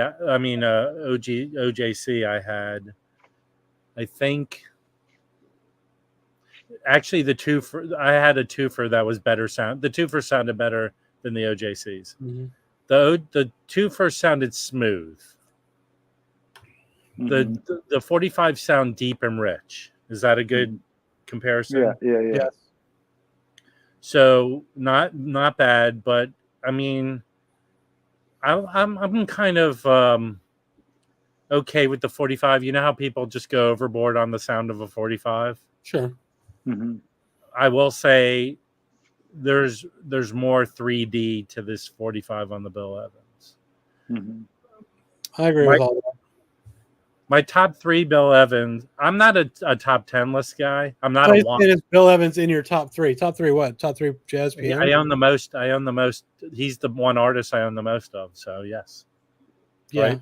for sure. Yeah. On vinyl. I mean, as far as jazz goes, I mean, I don't like to combine things together. No. You know, I did get this, Felipe. Where is it? Where'd it go? How much of your collection is jazz, Rob? Like, what's the percentage? Oh, you got it. I got an email today. Yeah. So here's the deal. Vinyl, 90%, 85, 90% of vinyl is jazz. Okay. When I collected, it was CDs, and then I go, I don't have room for CDs, so I ripped all my CDs and either gave them away or threw away the jewel case and put them in. I have in file folders. Yes. So most of my collection, I have hard drives of all my music. Mm-hmm. But on vinyl, since I've hardcore been collecting the last 2 years, it's mostly jazz. I just feel like jazz sounds. Yeah. There's the trouble. I think Baggy got a silence here on YouTube. Close the YouTube, man. Come on. Yeah. No, it's not the YouTube. Yeah, I fixed it. Hey, Baggy, can you hear us? Yeah. Oh, much better now. Cool. Turn on your echo cancellation. But, I don't have YouTube on. Oh yeah, so probably echo from the microphone. Yes. No. I haven't opened the box. I got to do a video, Joe. That's nice. But I'm gonna pull out all my jellyfish stuff that I have to show with it. Mm-hmm. So to me, Bill Evans, I had some of his recordings. I have a lot of CDs, as Rob was saying. I always was buying a lot of CDs and then switched back to vinyl, which I never gave up. I still have all my vinyls, but I filed all my CDs in the folders. And I don't know. I mean, Bill Evans is cool. I have a nice CD box set of Bill Evans and Chet Baker. If you guys don't have this one, I highly recommend. Then I had Bill Evans and Chet Baker. That box set is nice. But it's a box set? Yeah, it has. I'm not sure if it's a box set or it's a multiple CD because in the folder, I don't remember the box now. Wait. It's there is this gray market. I think it's It's a double disc. I think it's a 5 record set. I'm gonna pull it out and send it to you. Well, it's not available anymore, is it? No, it's kind of old stuff. Yeah. But that was CD? A good one. Yeah, in CD. But then I don't know. I never cared too much. I was like very into Herbie. I like Herbie. I like Horace Silver. But then listening carefully to this, it's kind of late, but the Bill Evans that came on Record Store Day, this last one. I was really paying attention to those two. Yeah, those two. Yeah, they're good. Yeah, man. I have those. They sound good. The tape test thing. People complained on the. I like the Ronnie Scott. I had some quality issues on one of the discs. Just one of them. But they're very good about replacing records. I like the Ronnie Scotts as well. Yes, No, that's horrible. I mean, I have it. The recording is not a good recording. Yeah.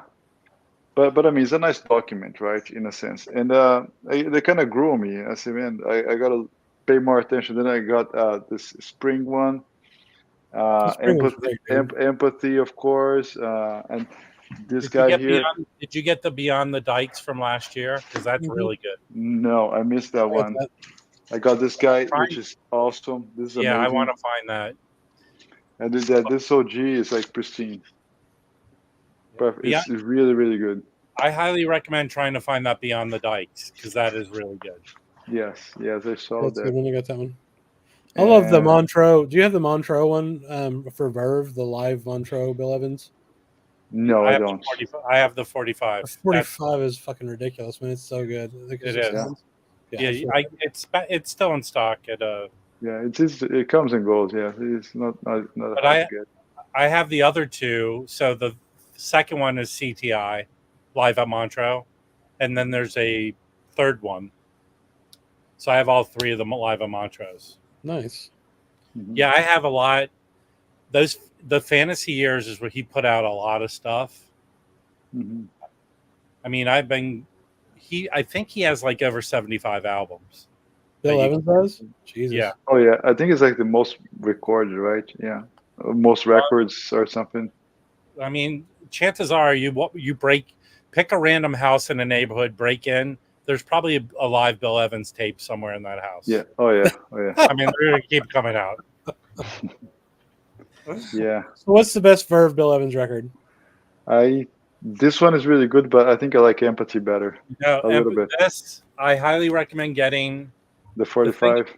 The complaint people have about Bill Evans is all his stuff is the same, right? Right.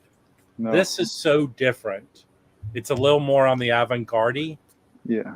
And if people don't understand what Shelly Manne brings, you hear Shelly Manne just bringing it here because he's of the presence and weight of Bill Evans, I think. Yeah.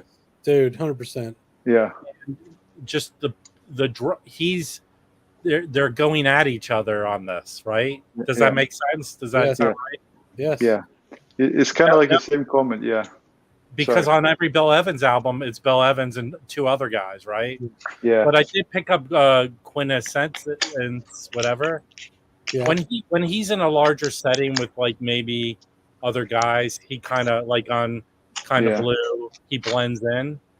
But I don't know what the other one you have, Felipe, but on this, they're battling each other. Yeah, exactly. I think his record is Shelly Manne. That's it. I mean, they're kind of pushing each other. Yeah. On both of those. Yeah. This one perhaps even a little more. When you hear this one, perhaps even a little more. Which is the first one? Empathy, and this one. I think those are the two. They need to reissue that. Yeah, they do. It's a very important one. Did you get the Saturday night? I have the Saturday night, right? There's two Bill Evans. There's a Kraft put out. Yes. No, I don't. No. The Friday night. Friday night one, yeah. I don't have. You got a record to show? You gonna open a record? Yeah, I just got this one today. This was the last of my of the. You got a killing knife there, man. What's going on? Yeah. This was my grandfather's. Nice. They give me a shoebox of his like knickknacks. Oh, those knives are very common in Brazil, like in the barbecue people. This is Germany. It's from Germany. I looked it up. I found it online. It's like you could buy one for like $40 online, I think, or something. That's cool. They're a German knife. Yeah. So that they had the big jazz weekend. Well, no, they had a weekend of all different genres, and one day was the Jazz Grails Day and whatnot. So that's right. they did bring out some grails, and like a lot of the stuff was going for over $100, so I did not get to get a lot. But just at the last second, this guy Rickard Quay, and this is so cool because you have the option to do giveaways, and when you do a giveaway, they pay for the shipping, so the $6 shipping goes away. So you only they're paying for the prize they're giving you, and they're paying the $6 for the shipping. So this guy's smart. He's doing these little stickers that kills the shipping, and it encourages people to buy, because then every record you buy is just $2 shipping after that. Nice. And he had this in there. Ooh. Yeah. Oh, cool. Very and nice. I was so happy. I was like, now, and then I just finally. Patrick gave me an original of that. Huh? Patrick, the vinyl archivist, gave me an original of that. Oh my god. He just gave it to you? Is it in bad shape? Well, he does. He gives away records that are like VG. Yeah, he gave me the Porgy and Bess and it's really, it's not that bad for something that came out. No, not at all. Anyway, let me this one here I showed last week. I do not recommend this at all. This is the weirdest. It looks like a foul word.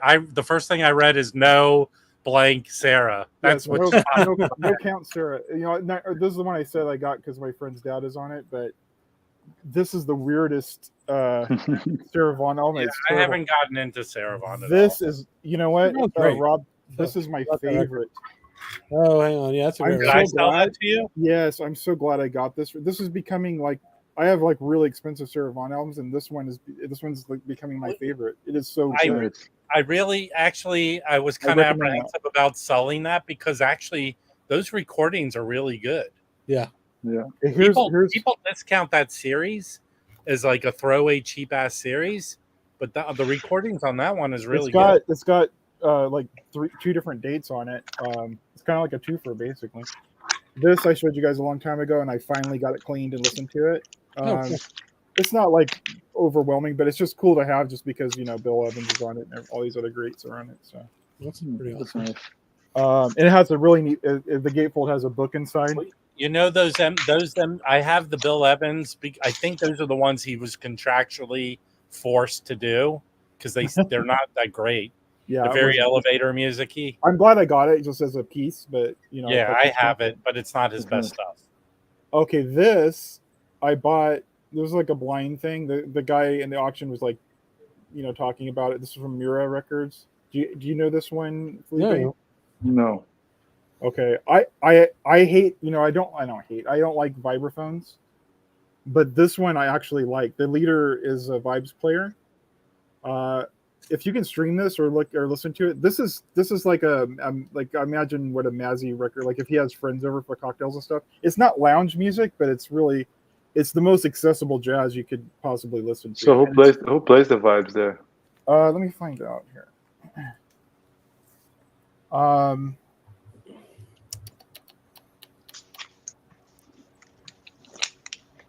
You're right, I'm gonna get something to drink. It'd probably be easier to look it up on Wikipedia than, because it's got this long biography in the back. But it's just really good. It's really fun. It's got it's funny. It's got that song, like, well, in Sunday school they had a song where Joshua fought the Battle of Jericho, and they do a version of that song on here. They have Walk On By, Together, In Crowd, Summertime. It's just it's really a lot of fun songs, and it's like a party record. I loved it, and I was like, man, I'm glad I grabbed it, because I didn't know what it was at first, but the guy and whatnot was talking up, and I said, I'll take a chance. I finally have a twofer. I didn't even realize that I bought a twofer until I looked this up. I think I showed this to you guys already, but this is a twofer. I have a Max Roach twofer. Yeah, it's which label? This is roulette or chess. See, but the dates are. The record are not live. It's when I looked up the records, it's taken from two different. Older records. So it's a twofer basically.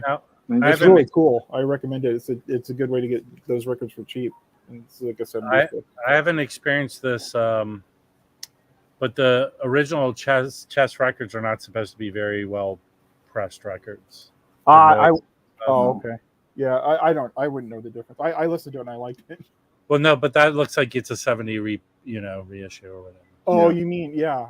The originals. Yeah. Oh yeah, no, quick. Just for the cover art, yeah. I meant to write down on like a post-it because I didn't have to clean this like the one guy Jake Beam, if you see him on Whatnot, he's like Rob, he cleans his records really nicely before he gets them to you. Well, thank you. I think I bought this because okay. Felipe, did you show this? No, that a totally different thing? That might be a sequel to the Alternative Blues and that other one that I have. Yeah. Can you turn it up, the back side of it, Baggy? No. Oh, it was you that showed it. Well, I have another one that I didn't know they did another one together. So who's on there? Is it Freddie Hubbard and Clark Terry and Roy Eldridge, Harry Edison, Clark Terry, John Faddis, and Dizzy. No. Okay. So the thing about Pablo is that I think they recorded a lot of concerts with all those guys and just put out albums of those. Oh, okay. Yeah. But those Pablo albums generally sound really good. Oh, they're good, yeah. They're really well made. Yeah, the one I showed was this one. Oh, okay. I think I don't remember that. I think it was Rob that showed the one that I was thinking. Yeah. Okay, then the other cool thing, they had two. Oh, I got this. I haven't listened to this yet, though. I've never even. Those are Freddie Hubbard when he went. Is that Columbia or Blue Note? Columbia, right? No. That's good. Atlantic. There was a period of time where after he left CTI and whatever, he started making kind of very generic-y stuff. Yeah. It's called smooth jazz, Rob, and some people like it. Yeah. You know what? I'll tell you about this guy, Joe Beck. I'm going to hire him, even though he's dead. I'm going to hire him because I'm thinking about doing a morning talk show. I want him to do all the music. That's funny, too, because if you look at... I'm telling you, you should really stream the whole record. It's really good, dude. If you look at footage from... Stream it and tell me if I'm wrong. Oh, it's on Atlantic, this one. This one is really good. Oh, I have a reissue. They're here. You can get that affordably. Yeah. But there are a lot. Atlantic did this kind of late 70s reissue series. Yeah. Very cheesy covers, and there's like a circle Atlantic logo at the bottom. Yeah. Those are really good, and they're very affordable. There's a Nirvana. I have that. Yeah. Yeah, but that's an OG, or is that the music on vinyl? No, this is an OG. It's still yeah. Oh yeah. Do you have this record, Felipe? Have you heard it? No, I don't. You showed today. I streamed it's on the really good. So it's Bill Evans trio. I think it's him, Chuck Israel, and Chuck Israel's and whoever it is. Let me see. I can't remember now. Yeah, Chuck Israel's Paul Motion on drums, of course, and then Hurry Man on flute. And the flute with the regular Bill Evans trio is really good on this record. Yeah, but these guys are here are not bad, Rob and Baggy. What is that? This Freddie Hubbard's Columbia, like late 70s, late 80s. Super Blue is nice. Super Blue is nice. I like that one. I've streamed that one a million times. And Bundle of Joy is still in Shrink. Nice. Yeah, I've seen those. I haven't bought them. I'll pick those up if I see them again. Yeah, I've seen those cheap, right? Yeah. They sound great, man. It's funny because even during the 80s, like when you watch his like Playboy Festival footage, he goes way out there. He's like he gets crazy. It's like 80s. It's the 80s production, like electronic drums and that kind of stuff, right? Lounge sound, a lot of saxophone, but that's the 80s. What can you do? Yeah. Well, I like those ballads, because I try to. It's important for me to listen to because if I want to get my sound to sound decent. I went to the auction at the last second, and the dude saved his giveaway till the end, which was really dumb. You don't want to save. You want to do giveaways early so that. Or in the middle. I didn't even know that there was a MoFi this one. It's from 1994. Mm-hmm. And it goes for a lot of money, and I got it at the. I didn't have a chance to repay the guy and buy anything from him because it was the last thing he did. I just slipped in there at the last second and won the. How do they do the giveaways? Well, see, the whole point of the giveaway is that, like I was saying, did you see me talking about the sticker earlier? You give away something and then it covers the shipping, and you encourage people to buy. And so, how do you enter the giveaway? Oh, they just put it up like an auction, and you have to follow them and enter, and then it spins a little wheel, and you see all the names. And I got 2 in a row. I went the next auction. I went right after that, and I got this. It was either this. Wait, which is this one? Yeah. It was either this or this. That's cool. Then I bought the other one to go. This is a trilogy, the Standard Time Volume 2 and 3. I need to get 1 now. These are both sealed, but he gave one of these. He gave away. It's like $60 on Discogs, and that's unsealed. So I bought the other one to go with it from him. That's cool. And I got Ellis Marsalis taught at my college when I went there. Oh yeah, yeah. Yeah, I love Vintage records are great, man. There's God, what is the one I was just listening to? I'll find it. This one. And I got this. This is kind of fun. Oh, that's a great record. Yeah, I love their records. I've seen that. I mean, I'm not a big vocalese person, besides like that one King Pleasure song. But I that's one thing. These auctions, you got to get there early so you can stream the records, because they're all in a list. And I only go for the guys at least grade, and hopefully, like the Jake Bean guy, he play grades because he had 1 return in the beginning, so he learned he had to play grade everything. But you got to get in there early so you can stream the stuff first. You can look it up on Discogs and figure out so you don't overpay on it. Yeah. And I listened to their version of Moaning. I said, that's worth a few bucks. Yeah, that's good. That's cool. And then the last thing, I finally got this from. You remember I got that Wynton Kelly from the guy on Whatnot that was Last Resort Records on Discogs, and it came with a scratch on it. Yeah. So then I sent it back to him. He was really nice about it. He was telling me he was going to sell it to me off his Discogs at a discount, but I felt bad for him too, because he's out the money too. Because I'm sure he didn't scratch it. I'm sure he just didn't notice it. Right. So then, but I was kind of still nervous. Like, but he had really good ratings on Discogs. So I ordered this, and it finally came. It took forever. And the stupid post office, like, they brought it to my city, and then they put it on the wrong truck, and it went back. So I thought it was being returned, but then I finally got it. So now I've got both Memorial albums. Oh, nice. This is the one I was telling you about last week. That's a nice one. The King Records. What's it called? What is the series called? It's the King Records, the Connoisseur series. Okay, yeah. Oh, the one. I think it's. Let me see. It's a Blue Note series from the late '90s or early 2000s. No. This is the King Records is the Japanese. It's that record. Japanese, but it's record store. It's the Connoisseur series of the King Records. So this is from like '77, I think. Okay. So. I think they're. You remember when they did that Q&A with Joe Harley, and I guess it was either me or Mike that asked the question about them doing 10 inches, and then he specifically stated, "Oh yeah, when we were doing is Joe Harley Classic Records or Music Matters?" Music Matters. Okay, so he said, "Yeah, when we were Music Matters, we did the Clifford Brown Memorial." So I'm like, oh, so they're probably going to do a Tone Point eventually, but I'm still glad I got it now. I couldn't wait. No, that's a great one. I have the Music Matters. So regarding King, they also have this series here, the Blue Note Collectors with the alligator. Okay, yeah. That's a top-notch King. Those are good ones to look out for. Yes, these are the hardest to find and very expensive Kings. These are really good. What's the one that wasn't too long ago that there was a Japanese record store that put out a bunch of Blue Note records? Does anyone know about this? Mm-mm. Well, they have. I heard about it, but I don't know. Many reissues, like all throughout the decade. There's supposed to be good ones. Have y'all seen this Chick Corea Montreux Years record that just came out? It was a record store day record, I thought. Yeah. It was a record store day record. I don't know, but this one just came out. I mean, if it may have been a record store. I think it was released this week. Yes. Yeah. Or maybe it was a first, and then they redid it again. Yeah. Yeah. Okay. But yeah, Kevin, let us know how it sounds, because I was thinking about buying that too. There's going to be a Sarah Vaughan one, I think, is coming out next month. Mm-hmm.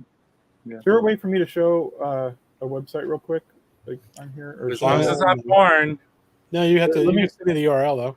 Let me get to you. Well, I don't know because you scroll down to the Chris. Scroll down to the Joe Harley's entry there, and that's how I felt safe buying. Where'd you put it at, in the chat or the private chat? Yeah. Oh, from Hoffman. Okay. Yeah. Go down to the second post, and it's Joe Harley. I did a search. I'm like, oh well, there's a good recommendation, I guess.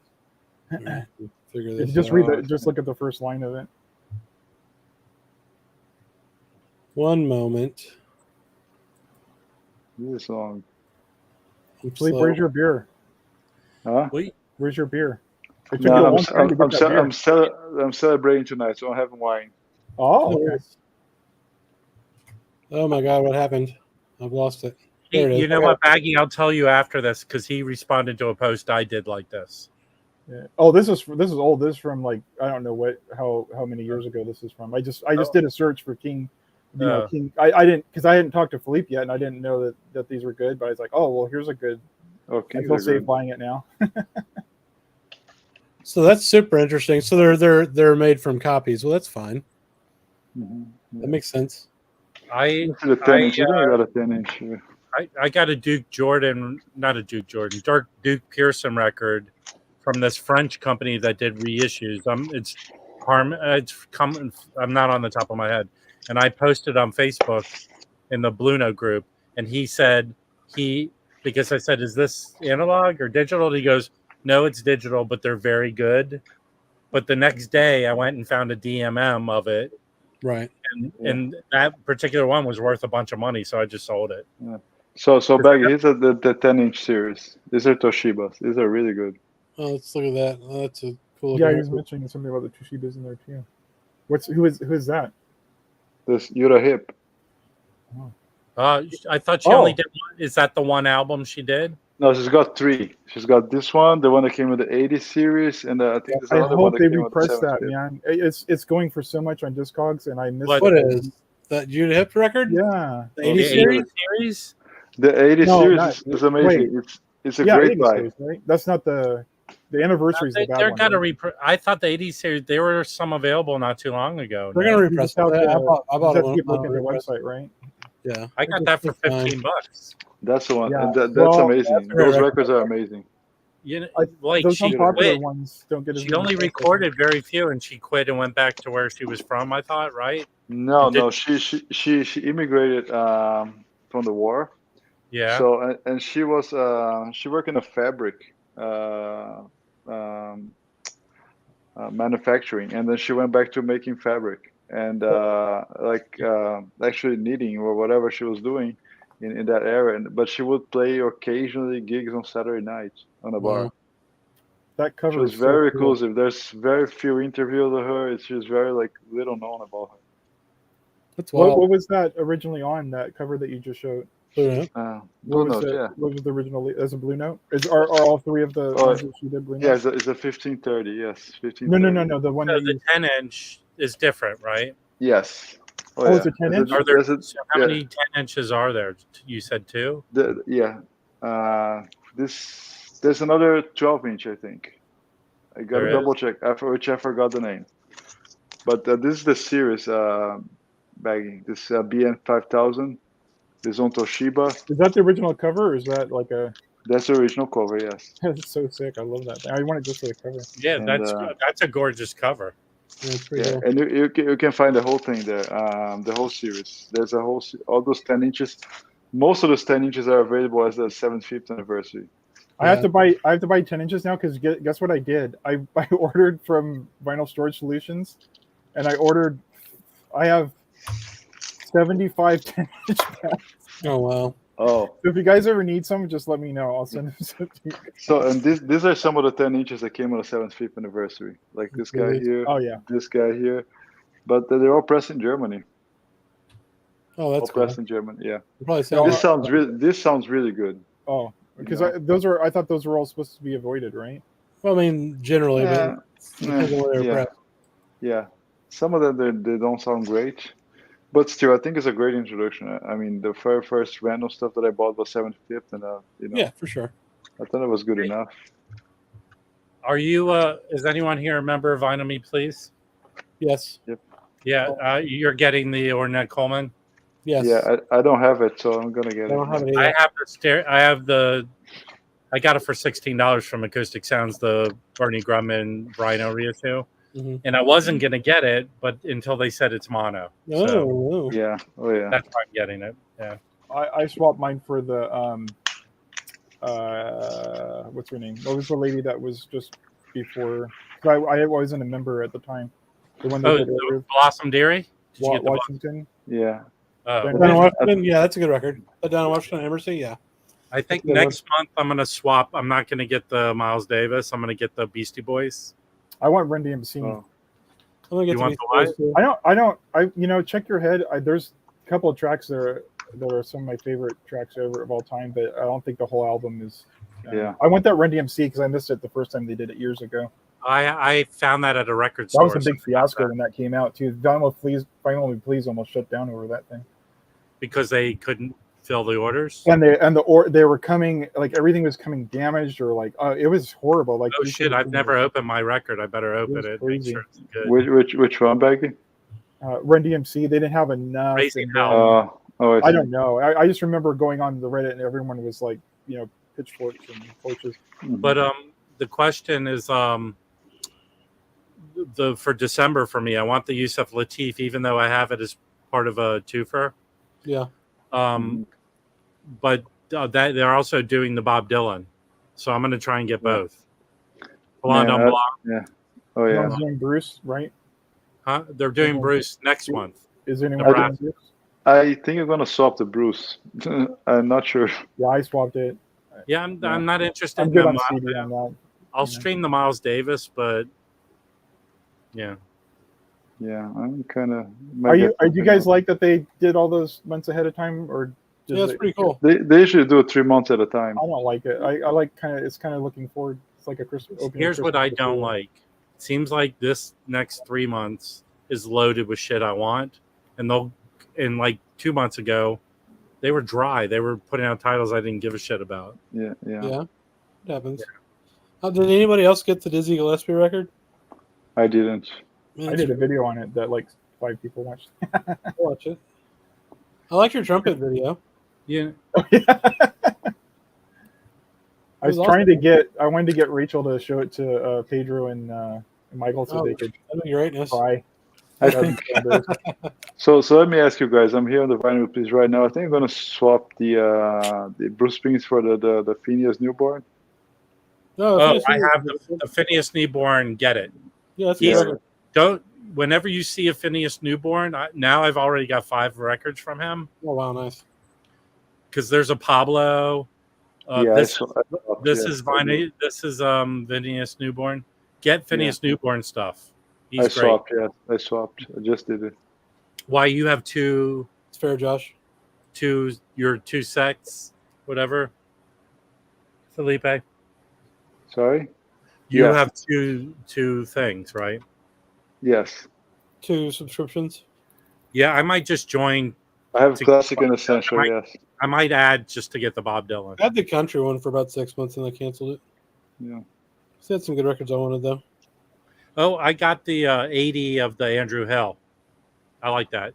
Oh, how did you like it? I ordered it from Germany because there's none here in the U.S. Which one? Yeah, those ones that are coming out soon. The 80 series. The 80 I have series. Smokestack, I think. Yeah, Smokestack.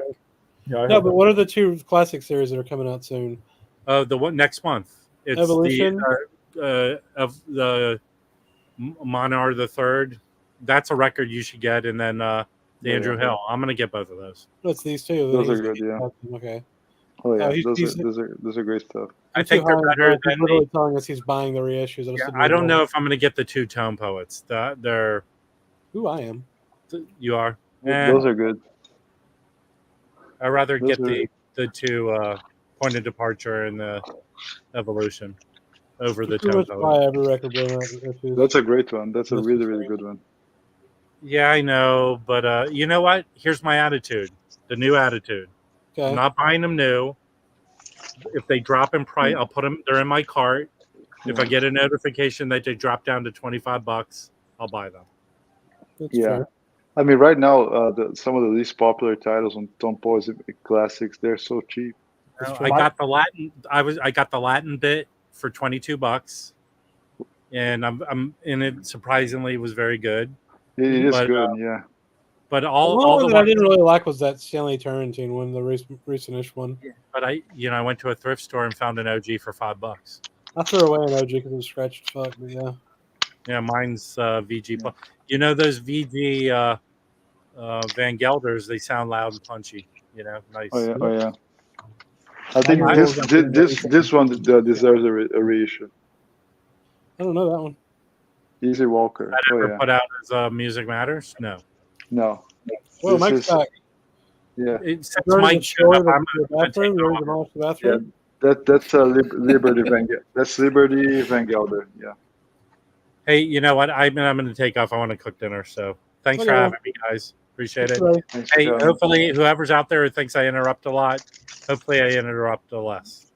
You did great, man. Thank you for joining us. Appreciate it. And hey, everyone, go out and listen to what's his name, John Beck. Joe Beck. Beck. See you later. The Beck record, yes. Yeah. Josh, I think you can swap for anything, or you can even swap for store credit if you want. Yeah, I have store credit, and then Oh, you can? Yeah. Oh yeah, totally. There's always something I can find in there. Yeah, if there's nothing you want, they'll give you store credit. I went down to one subscription. This one is pretty good. Okay, I like this one. Did you get that Interpol? Anybody in the chat?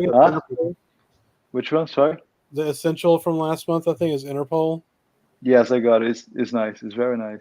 And Michael 45 went crazy about it, so I kind of wanted to see if I can buy a copy. I saw them open for Morrissey before the pandemic. That's awesome. Did Morrissey actually show up? Yeah, he showed up. That's cool. I think he has a record coming out, Morrissey.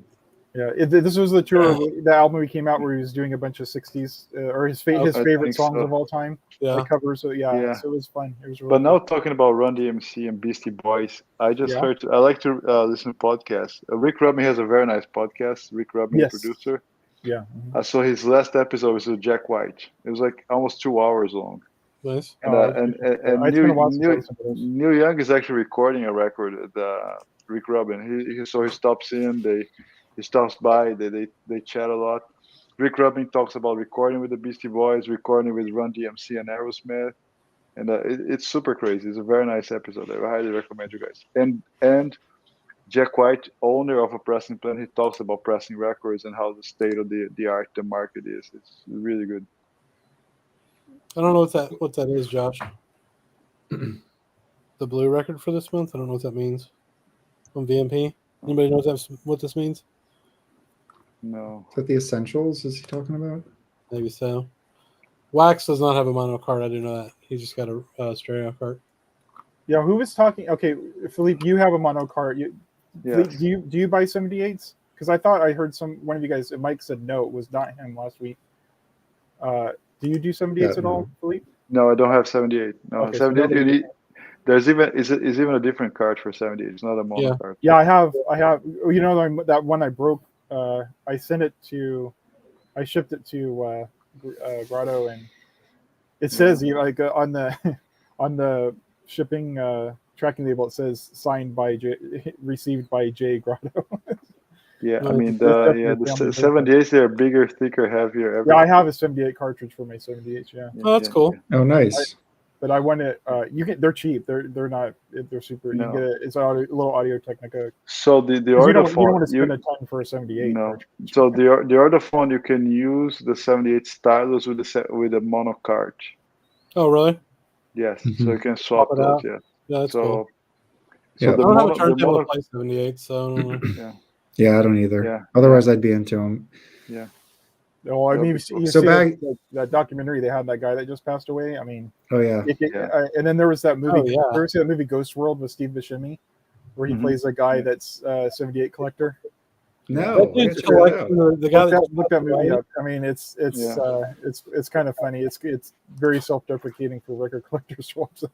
But yeah, they get insane with it. The 78 collectors. Yeah, that guy's collection was amazing. I hope it gets preserved somehow. Yeah. You know, y'all remember about a year ago there was a guy, an older dude, that had like just an insane collection, like just tens and tens of thousands of records. and he was like dying basically, and he was just trying to get somebody to buy the collection from him and to preserve it. It was weird, sad. I mean, I think he had like 40,000 records. I thought you could donate to a library or something. Nobody in the library wants that shit. What are they gonna do with it? So that guy died, who they did the article on? The guy that had all the 78s. There was a documentary of they did a documentary yesterday or the day before. Wasn't he in like Virginia or something? I don't know. Is that the same guy? Because they asked him like, what do you have set up for when you die, basically? And he was like, I don't want to think about that.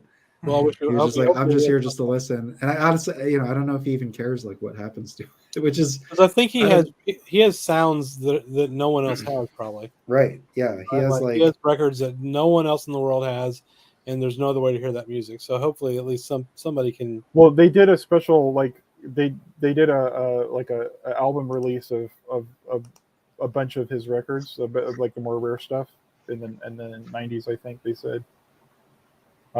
Some guy went in there and recorded a bunch of them. Oh, that's good. It wasn't Patrick. I'd like to get a mono card too. And a lot of, so I have a giant Sinatra collection as mentioned previously, and a lot of those are mono.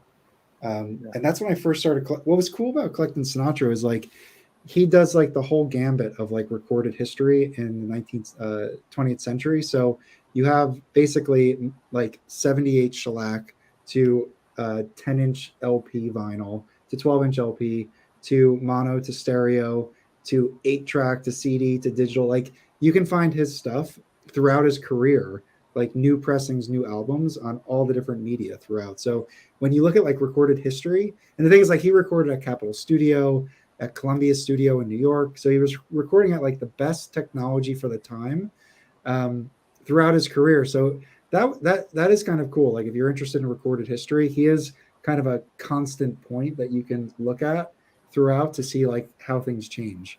And I did enjoy that when I was getting into him. But because of that, I have a lot of mono records.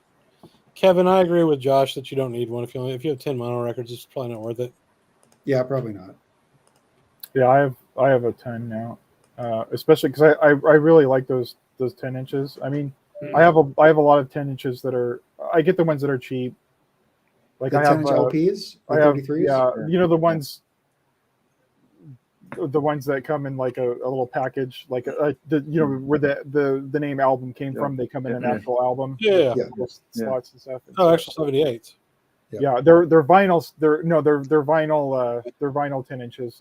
There definitely was 78 albums, but there was also that kind of in between period when they moved to the 10 inches. And I have a Chet Atkins. Do you have them that you can show? Are they close by? Well, I mean, I'm not doing anything else. I can grab them. Guys, I'm gonna step off for a moment. I'll be right back. Okay. Yep. Oh yeah. I never know if people think the Sinatra thing is like tired and uninteresting, but I can go on and on. Hey, if you're into Sinatra LPs, there is a Facebook group that I am the admin of called Frank Sinatra Vinyl Lovers. And there's like, it's less than 200 people, but there's like a core group of guys that post a lot in there. So check it out if you're on Facebook. Ooh, that's like my favorite question. This is, I honestly like think about this question. Like if you were to recommend, I usually think 4, like what are the core 4? It's a really hard question, but I would say like my core 4 would be, and you could argue this, and maybe like tomorrow I'd say a different 4, but it would be Wee Small Hours and Only the Lonely. So those would be the 2 Torch, and then it would be Songs for Swingin' Lovers and Swingin' Affair, and those would be the 2 swingin' ones. But then it's hard not to put Come Fly With Me in there as a 5th. I would say those are like the 5. I know they're all Capitol. They're all the mid to late 50s. That's only one little piece of his career. Yeah. But I would say like, if I were to have to grab 5 Sinatra records for the rest of my life, those would be in contention. Like those would be. Well, it's not shocking they're from that time period, man. Like look at jazz. Yeah. I mean, it's just that 55 to 60 or whatever, 52 to 60, whatever. It's just the golden age of recording of music, and it's just crazy, man. Yeah, it really was. We have that are from then, and into the 60s, right? But man, like those Columbia records, all these Columbia records we get now that are from the 50s, that like Analog Productions puts out or whoever puts out, they just sound nuts. Yeah, it just sounds so fucking good. It's crazy. It's just the technology. And then it started kind of, they had the technology, and it started kind of going like this. Up through the 80s when we had all, shitty digital sounding stuff. So, I don't know. Yeah. It's pretty nuts. I'm sorry. This is your name, Nick? Novus Nick? Is that the name here? Yeah. What would you pick? Just curious. My other honorable mentions would be Sinatra at the Sands, and then I'd definitely honorable mentions would be some of his early Columbia stuff. Yeah. And even stuff with Dorsey. I love that stuff with Dorsey. And that took me a while to like. I used to think that was like the worst stuff in his catalog. Is it 150? You have 159 numbers. Does that sound right? Yeah, that's about it. Yeah. Yeah, come join. Trying to there's a few guys on there that are pretty active. And then I try to post. But I honestly, I mean, I love Sinatra, but I don't listen to him as much because I really just focus on like regular jazz now. Yeah. And that's I posted a record there once and people were rude to me and hurt my feelings. Really? Which record? I don't remember. We're rude to you? Oh, kick them out. No, I just didn't say anything. I just posted the record and put the name of it, and then the guy was like, "Yes," or something. I was like, "Okay, dude, whatever." Oh shit. Oh yeah. No. Yes, this record's crazy. The 45 RPM Dreaming with Dean. Yes, it sounds really good. Well, I have the AAA 33. That was a Record Store Day release. So Chad wasn't able to get the 33 version, according to his story. Yeah. And so that's why he did the 45. He probably would have done a 33, but for whatever reason, somebody else wanted it, I guess, at whoever owns Reprise. And so anyway, I got the 33, and that thing, I can't even imagine what the 45 sounds like, because the 33 is like stupid good. It's good. Yeah. Now, I've heard people say that it's a little boring, and I guess it is. I mean, that's the style, but it's kind of like, you're not going to put that on like if you're trying to amp yourself up. You're going to put that on to wind yourself down. Yeah, for sure. That's a late night record. What's fun is whenever I have my wife's parents come over to the house, I play a bunch of my old shit, old jazz stuff, and they'll be like, "Oh, wow, this is amazing." It's pretty cool. I think I convoluted some of this stuff in my head, so it's not quite what I thought it was. But okay. These are all 10-inch. Yeah, you would swear to God when you look at the vinyl that it was a shellac 78. Okay, but it's not. It's a vinyl. It's so heavy and so dang thick. Yeah, you would never think at first glance. What speed is it? Is it 33? Yeah, it's a 33. It's an unbreakable micro groove. 33. Yeah, beautiful. That's one of those. Yeah, but they're not shellac, right? So this is definitely they're vinyl. Oh no, yeah, that's fine. It's so thick, and it's got the. Not quite a super flat. I don't know if it's a flat edge, but it's really like super thick.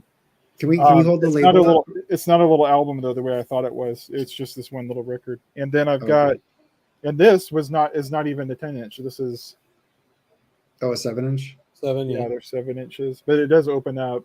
That's cool. And you've got the little slots to put your 7 inches up here. Oh, nice. Top loading. Well, they made EPs of 7 inches too, like where they would have a whole record broken up on 7 inches. And that could be one example of that, right? Mm-hmm. Oh yeah. What label is that on?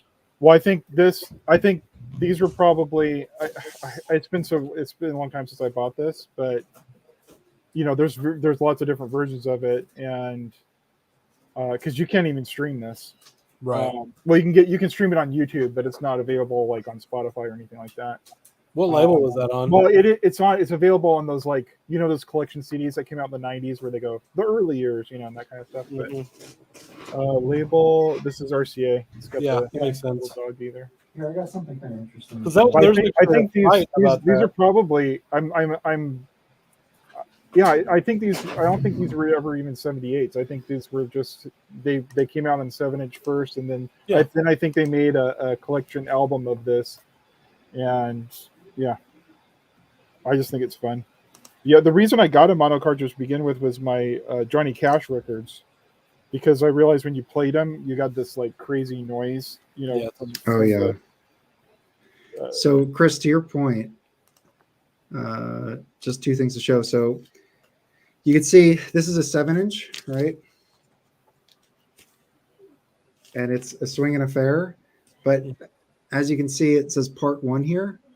Yeah. And there's part 2, part 3, part 4, and it's the whole album. They sold them all together too, probably. See, they sold them all together, and but that doesn't fold out or anything. That's just they were no, separate. But it's like a nice like hard stock, like I mean, it's like a proper little sleeve, which is cool. And do you have the other one, or you just have that one? I only have this one, and this is part 2 for Wee Small Hours. This is the 10-inch, and there was a part 1 which I don't have. This is a UK pressing, or I guess a British pressing back then. What does it say here? It's like made in England. I would like to have that one. But like for Wee Small Hours, you could get the 4 7-inches, the 2 10-inches, and then the 1 12-inch, and you could. Right. So it came out in all those formats in 55. That makes sense, right? Well, the reason for that is, before the 12-inch got popular, it wasn't just 78s. The 45 was what everyone had, right? And everybody bought singles. Like that's how it worked, right? In the early 50s. And every record player was just a 45 player. Like kids had them. Everybody had them, right? And you could stack them too. Yeah, you could stack them. So then they started putting out the whole albums like that. Yeah. And the 12-inch came out, and it was a little bit of a format war because people had to go buy a whole new fucking, console stereo, right? Yep. Sammy Davis Jr. sings and Lorinda Almeida plays on Reprise. Reprise is his label, right? Yep. Yeah, Reprise is Frank's label. Yeah. But then Frank, like after like a couple of years, he like, I don't know, he like spun it off or sold it or something. I got one of his records on Reprise. It's got his face on the label. It's really cool. Mike, what do you think about that trilogy record he did in the late 70s? What do you think about that? I think it's like a novelty almost. The Future one, I don't know if people are familiar with it, he put trilogy in, and there's 3 records, obviously. One's Past, and I think like Dom Costa does the music for that. One's like Present, and then one's Future. And he kind of encapsulates all of those in the sound for each of those. Mm-hmm. And that's actually the first pressing of New York, New York. Is on, I guess, Present. I forget which one he's on. Maybe that's Past. But that's when that came out. And the Future one, if you listen to it, it's almost like, I mean, some people like make fun of it because it's so out there and different. And the lyrics are really strange. But other people consider it a kind of like a hidden gem in his catalog and really like it. Like it was one of their favorites. So I don't listen to it often. I have it. And I mean, it's cool. If I am going to listen, I will listen to Future though. I do think that's kind of the cool record of the bunch. I've never what seen do you think about it, Baggy? 7-inch microgrooves. I love that we're talking Sinatra. Baggy, what do you think of it? I don't like it, but I respect it. You know what I mean? Yeah. And it's so many, because I remember on Rachel's stream, someone was saying, "Oh, he lost all his artistry." I'm like, "Well, no. He tried to do something very experimental in the late 70s. So don't say that." Also, you have to think he started his career in 1939. So he put that out when? What was the year of that, Baggy? I mean, that wasn't his prime. Like, he was one thing to remember. The song My Way and the song New York, New York were his later career. Yeah. Like all his 50s stuff, like, none of it, like the stuff people know him for now is not really like what I listen to at all. Like I listen to his early Capitol stuff, and that's like totally, so. Have you ever seen the movie? Don't dismiss Sinatra if those are your only kind of references. Yeah. Have you ever seen the movie? I think it's As the Clouds Roll By. I don't think so. Check it out on. It's a biopic of Jerome Kern. Okay. And so it tells his whole life. He did Showboat.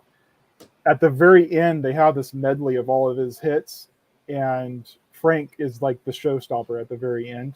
And it's very young Frank with his beautiful, like, velvety, voice, his early years voice. And then also Lena Horne, stunning, like you'll fall on the floor when you see her beautiful Lena Horne is in it, in that same little showcase at the end. And I guess when they showed it in the South, they had to remove her completely from that end clip. But it's been on Amazon streaming before, but it's worth watching. It's an interesting movie. You know, it's a biopic in the 50s or 40s, so it's not, you know, I'm sure it's not super accurate, but it's fun to watch. And that end scene, even if you just find that in montage on YouTube, it for a Frank fan, it's definitely a must see. And it's also, you know, come for the Frank but stay for the Lena Horne. I mean, she is just, you know, that sounds familiar. I have You've probably seen it before. It's a pretty famous scene. I think I may know, but it's a good movie as well. It's just fun to watch. Frank's wearing a white tuxedo in it. Is that right? Yeah, everything. It's like I think the theme is, you know, Jerome Kern has passed on, and, you know, right. This is kind of getting abstract towards the end there. Young Frank's cool. I mean, the thing is, like, he kind of changed. Like, he was the young kind of heartthrob type thing. Mm-hmm. And, you know, that's like, you know, mostly going for like the young female audience there, you know, Bobby Soxers.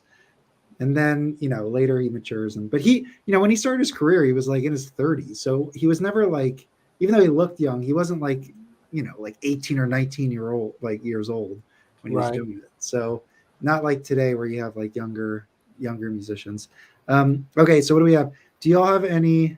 Oh, we already talked about that. Sorry. Speaking of jazz films, have you seen Young Man with a Horn? No. Yeah, in fact, if you guys ever want to do one with me, you know, I'm doing this little series of my, you know, the title of my YouTube channel is Music and Movies with Bagheera's, because I do a movie with the vinyl corresponding to it. That's pretty cool. Yes. And I just bought for the Red Nichols movie with Danny Kaye, and I just bought that. And I listened to it, and I got it just so I could have it for the episode. But I actually really like it. I'm going to be listening to it because it's basically that 50s 60s Dixieland revival, but the players on there, and they're not named. I'm going to have to find out who they are. Like, the trumpet player is insane. He's got that reedy where he makes the trumpet almost sound like he's playing a clarinet almost. Mm-hmm. Got really breathy, reedy tone to it, and that super like Sidney Bechet style vibrato. And I was just blown away. I mean, it's funny because when you listen to old recordings of like Bix Beiderbecke and Red Nichols and stuff, those old recordings are like they're you know, they go really super fast. Mm-hmm. But this was not like that. This was very kind of swing in, and it's that revival trad jazz, and it's really listenable. And I was like, wow, I wasn't expecting to like this record, but I really love it. That's awesome, man. But I need to get the Young Man in the Horn, which has Doris Day on it. It was the thing. I was like, I was all ready to do it because it's been streaming like for the past 6 months on HBO Max. And I said, this is perfect. I can recommend people go see it. And then they took it off HBO Max now. So all right. I have to buy it. Yeah, I'd like to watch that. But yeah, Jonathan, I'm going to do an episode, Jeffrey, I'm going to do an episode of for Young Man in a Horror. I got to get the vinyl and I got to get the movie first. Sunday Morning by Grant Green from 2019. From what I heard, it was essentially a tone poet, although not part of the series. Should be. Was this? That was from a English company, I think, to put that out, if I'm correct. Okay. And I skipped that one. I think I looked at it like 3 or 4 times and never bought it. I remember that though. The Benny Goodman story started me on jazz. I love that movie. The funniest part of that movie is in the beginning. He's on this riverboat, you know, on like one of his first gigs, and this guy like introduces him to 2 girls, and the girls laugh. He's like, I never saw a guy with such short pants before. And Steve Allen's playing Benny Goodman. He's like, well, you won't have to now, and he storms off. Nice. All right. Have y'all seen Around Midnight? Yeah, I've seen the making of it. I actually haven't seen the film. Oh my god, you should watch it. It's so good. They have the making on it. And it's basically about Bud Powell. I mean, it's a fictional story about a sax player that goes to, you know, Europe, and that's the Dexter Gordon movie, though, right?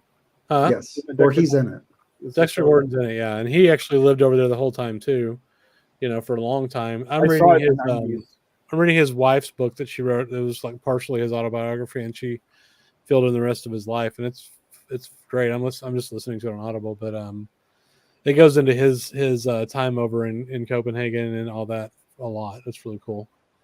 Yep. And for the 50th time, I'm going to mention the Homecoming record he did on Columbia. You should all own that if you don't.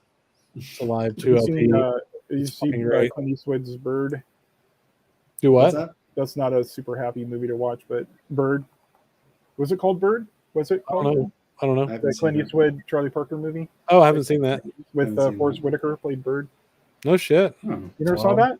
No, I never saw that. I'll have to Oh check yeah, that out. Well, yeah. I mean, you know, Clint Eastwood's a huge jazz guy, right? Oh yeah, Yes. for sure. His son plays, right? I think his son has albums. I think. Oh right, no, I didn't know that. That's cool. I didn't know that. He has albums. I think on that one label that that you guys turned me on to. I think was it the one that is it Newland or Newland? No, not Newland. No. Newland's a reissue label.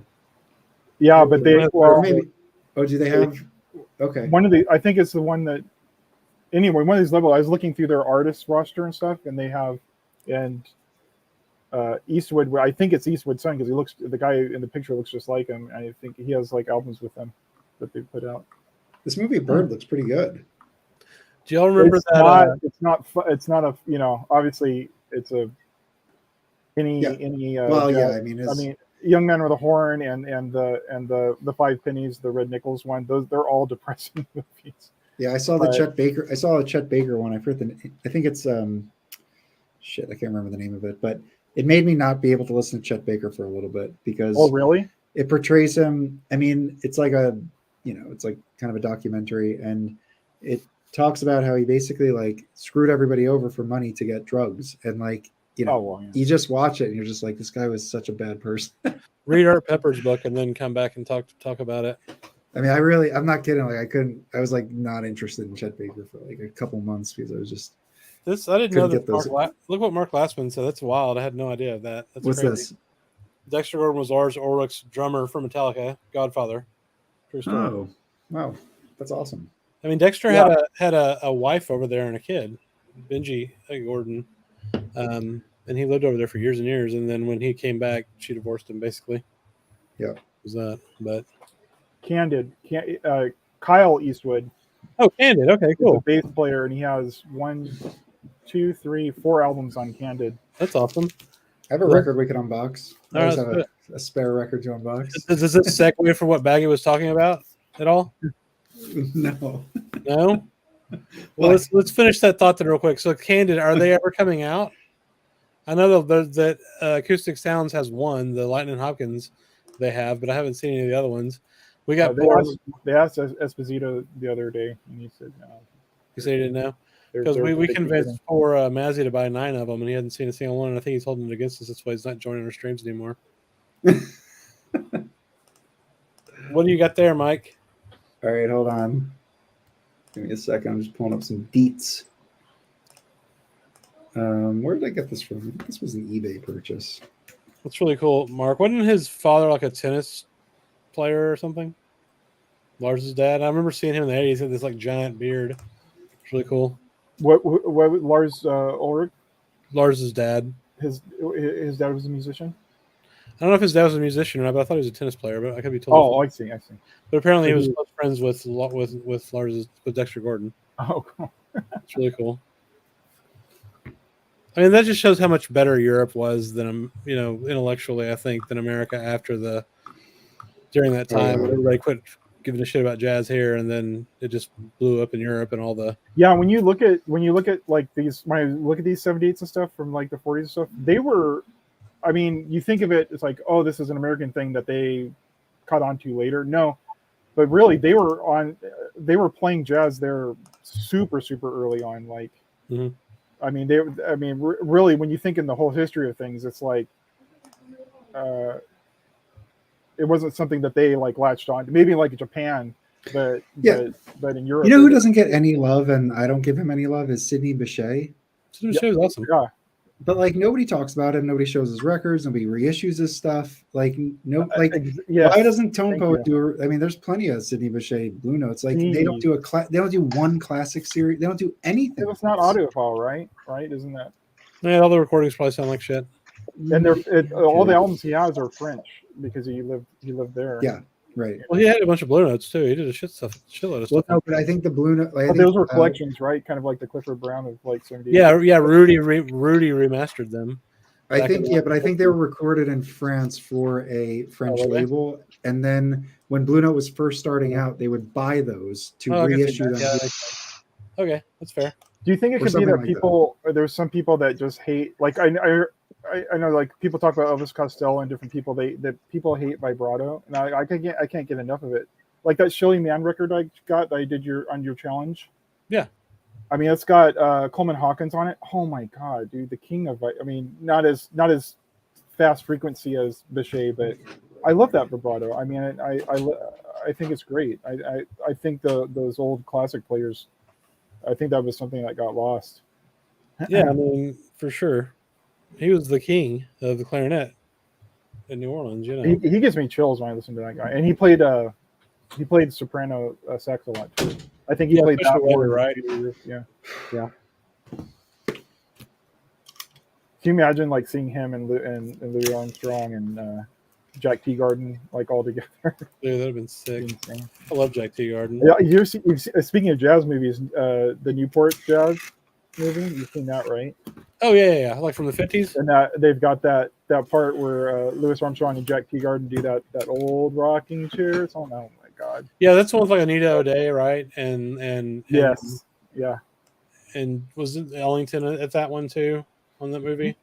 Yeah, have you seen that, Mike? The Newport Jazz documentary? No. They did? Oh my god! Oh, you guys get on it. Just buy it. Just buy it on disc. It's worth it. You can stream it. I streamed it somewhere. Yeah. Well, I saw it on TCM when they had like a jazz weekend. Well, I really want to check out this Bird album. I mean, movie. They had a movie on that really jazz weekend. It was Sammy Davis Jr. playing a version kind of like of Miles Davis, although it was like unspoken.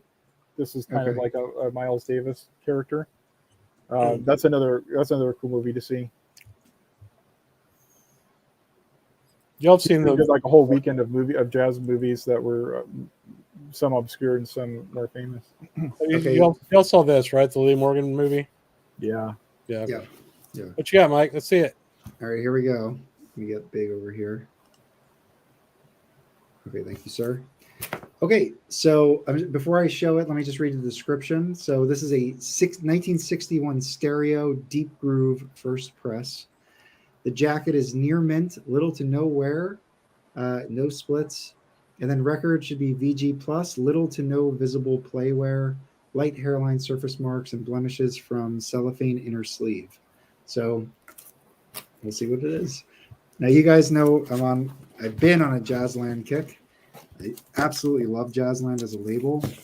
I don't think they get enough love, and which is good for me because I get these records for somewhat reasonable prices. So this is Paul Gonsalves. Okay. And let me tell you what the lineup is here. So he's tenor sax. Sounds awesome. I mean, that picture's a little ridiculous, but that's cool. Nat Adderley on cornet, nice. Wynton Kelly piano, Sam Jones bass, and Jimmy Cobb drums. So, did you just show like a picture of that or something on another stream or recently? No, I just opened it right now. Because I've seen that. I don't know where I've seen it, but I've seen that recently. That's cool. And yeah, I mean, I've seen this before, and I've kind of slept on it because I'm like, who's this Paul Gonsalves guy? But yeah, it's really I streamed it. Who's this Paul Gonsalves guy? Really, Mike? Yeah. Come on, man. Yeah, is he really famous? I don't even know. I mean, yeah. All right, hold on. Remember the Newport record that he did with Duke Ellington that saved Ellington's revitalized? Yeah, but there were like 50 musicians on that. I can't know all. Yeah, but the whole thing was he had that like 5 billion chorus solo at Newport. Oh, I didn't know that. Everybody See, I didn't do enough research on it. I'm offended. Hold on. Let's break this record down here. Make this a little bigger. Got my Dr. Pepper cream soda here. I'm getting a little punchy. That's all right. So recorded in 1960, released in 61. All Music, Scott awarded it 4.5 stars. He wrote the music is straight ahead and shows that Gonsalves was quite capable of playing with younger modernists. The Penguin Guide to Jazz Recordings describes it as a remarkable album, beautifully played and recorded. Nice. It was voted #1 in the 50 all-time overlooked jazz albums, according to this guy Colin Larkin, who I don't know who that is. Yeah, and it's 61. The reviewers seem to like it. I streamed it. I thought it sounded fantastic. Let's see what songs they're doing. So Yesterdays by Jerome Kern. J&D Blues, not too familiar with this person. I Surrender Dear, Harry Barris and Jordan Clifford. Hard Groove, that's a one that he wrote. Low Gravy, Jelly Roll Morton. I Cover the Waterfront. What's the name of the record? So this is called Getting Together. Okay. And I got this, let's actually look at the wax. Let's see how this is. Myself big again. Okay. Did you get a mono or a stereo? Stereo.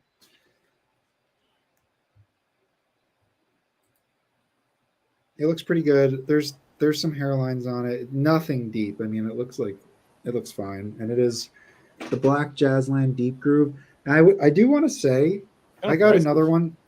What's that? Kind of pricey. I got this for $40.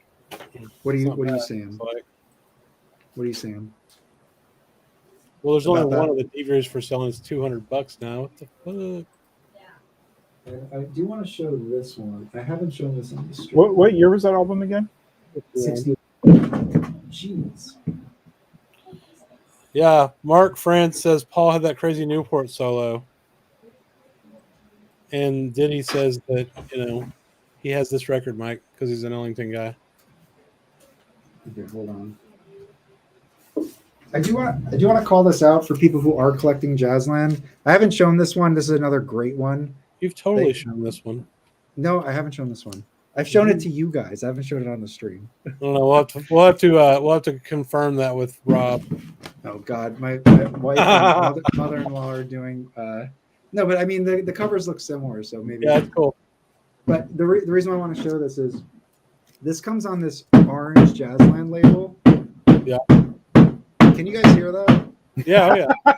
Okay, my wife's doing demolition next door. Are the property brothers over there with the sledgehammer? To the bathroom. We're going to do it hardcore tomorrow. I think she's just getting the sense of it right now. But this orange label, I would avoid this. This thing really, it looks absolutely perfect. It sounds pretty noisy. Avoid it. Yeah, I would say these orange ones. I don't know. I'm just saying this orange one looks like it's been unplayed. No spindle marks, no nothing. One of the cleanest records I own. And I would just say it's not pressed that well. So I don't know. I don't know if that's just OG. It may be like a second pressing. I don't know. I mean, it's an early pressing. Yeah, it's an early pressing. But yeah, I would just say if you are going down the Jazzland rabbit hole, just keep a lookout for these. I have the red one. The red label sounds fantastic. I've had the black labels. They sound good. For some reason, I got this one, and this orange label one, I don't know. I was a little upset. I mean, it sounds okay. But hold it up again so we can see what he looks like compared to you, like side by side. I take this as a compliment. It's your father. Oh my God. Yeah. I do like his glasses. Those are nice, like turtle shell glasses. Those are badass. Yeah. He plays the guitar? The story, yes. And the story on this is he's a French musician, and he came over to the United States, and this was one of the records he put out here. So for Jazzland, I mean, they're basically a Riverside label. It's the same producer, Keep News, I think is the guy's name. So anyway, this is a great record, but I would say that I was a little disappointed in the pressing quality. Well, it could just be that record too. It could be, but I like to make generalizations, and now I'll never get another orange label. Well, can you show that one more time? I definitely want to check that one out. This record, yeah. Renee Thomas Quintet Guitar Groove. I definitely. And I'll tell you who's on it. Okay, you have J.R. Montrose. Nice, right? We know him from Blue Note. He has a 1500 series record with Wilbur Ware, and I think Horace Silver's on it too, and some other people. Then we got Hod O'Brien on piano. I don't know him. Albert Heath on drums. So it's always good when you see a Heath brother. Renee Thomas guitar, and then Teddy Kotick bass. So the reason why I was interested in this, because I'm not too into guitar that much, but one, it's acoustic guitar, and then two, it's J.R. Montrose on tenor sax, which I thought was pretty awesome. I'm not a big Don't buy the orange label baggy, apparently. Yeah. Well, I mean, get it. I mean, it doesn't sound terrible, but it's just the other ones sound, like a great Riverside recording. Right. And this one, I know that. Let me see what it says here. I don't know. Yeah, I don't know. I would just one data point for you guys. I mean, this thing is super clean. I don't think there's any issue. I think it's just maybe noisy vinyl. I don't know what it is, but it could have also just been played to death. It could have been. I mean, the thing is, there's like nothing. No scratch. Spindle. No, I mean, this thing is mega clean.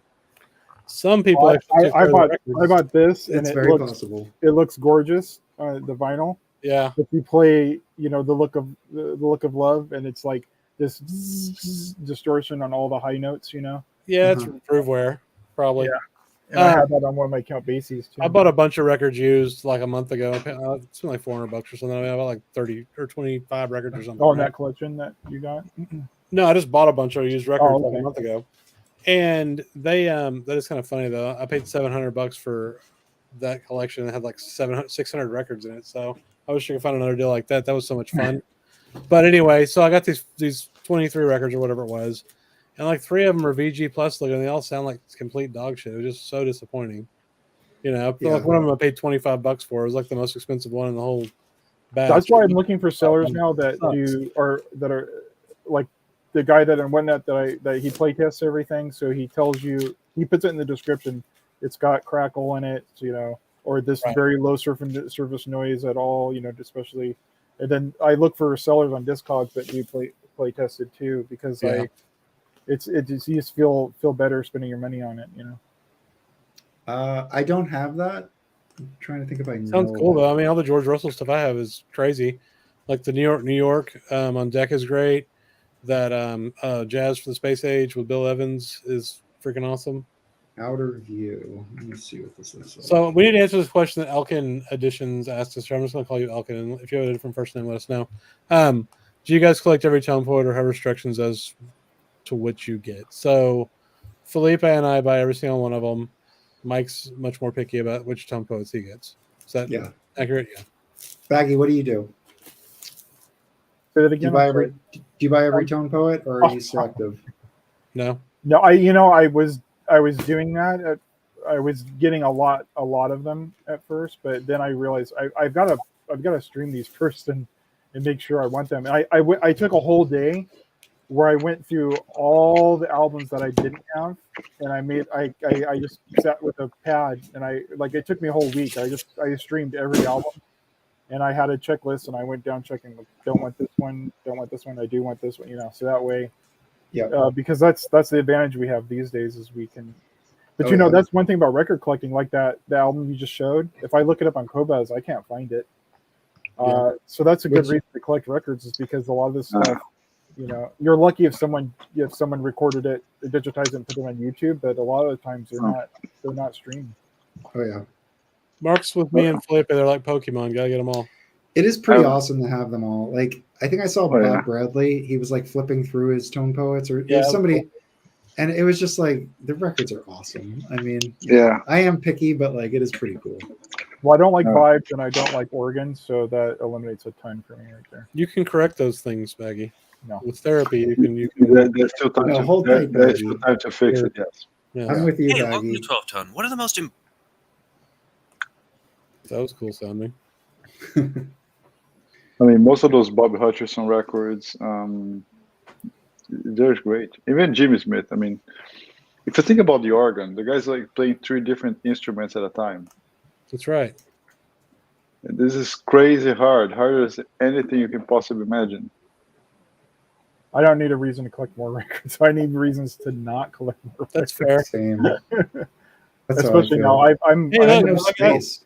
I've almost got one of my boxes of excess shit empty this week. Oh, very nice. Yeah. It's only got Elkin agrees. It's only got like 20 records in it now. So Mark, some stuff. Mark, what 2 are you missing? Oh yeah, we know. It's What do you mean? missing We know two. what tier he's missing. Come on. Is it Nigeria and Chet Baker Sings? Yes. Is that the one? Is those the two that everybody are missing? No, he sent those to Felipe. Oh, I didn't know that was him. Yes. Oh, very good. Very good. That was super kind. Super nice. Thanks for paying attention to our audience, Mike. Oh, I'm sorry. Sorry, Mark. Damn it. Mike is never going to get any records. What, Felipe? Mike is never going to get records again. I mean, ever. Yeah, no one's going to send you any records because you'll forget who they are. Oh, sorry, guys. I think, did you see? I got a couple from Rob earlier. I don't know if you saw them. I got this classic record I bought. Oh, that's really good. And then he sent me a free VLCT or VCL, whatever the hell it is. VCLT, this Cannonball Adderley on Riverside. You're lucky because I sent him a record. He never sent me anything back. Well, okay.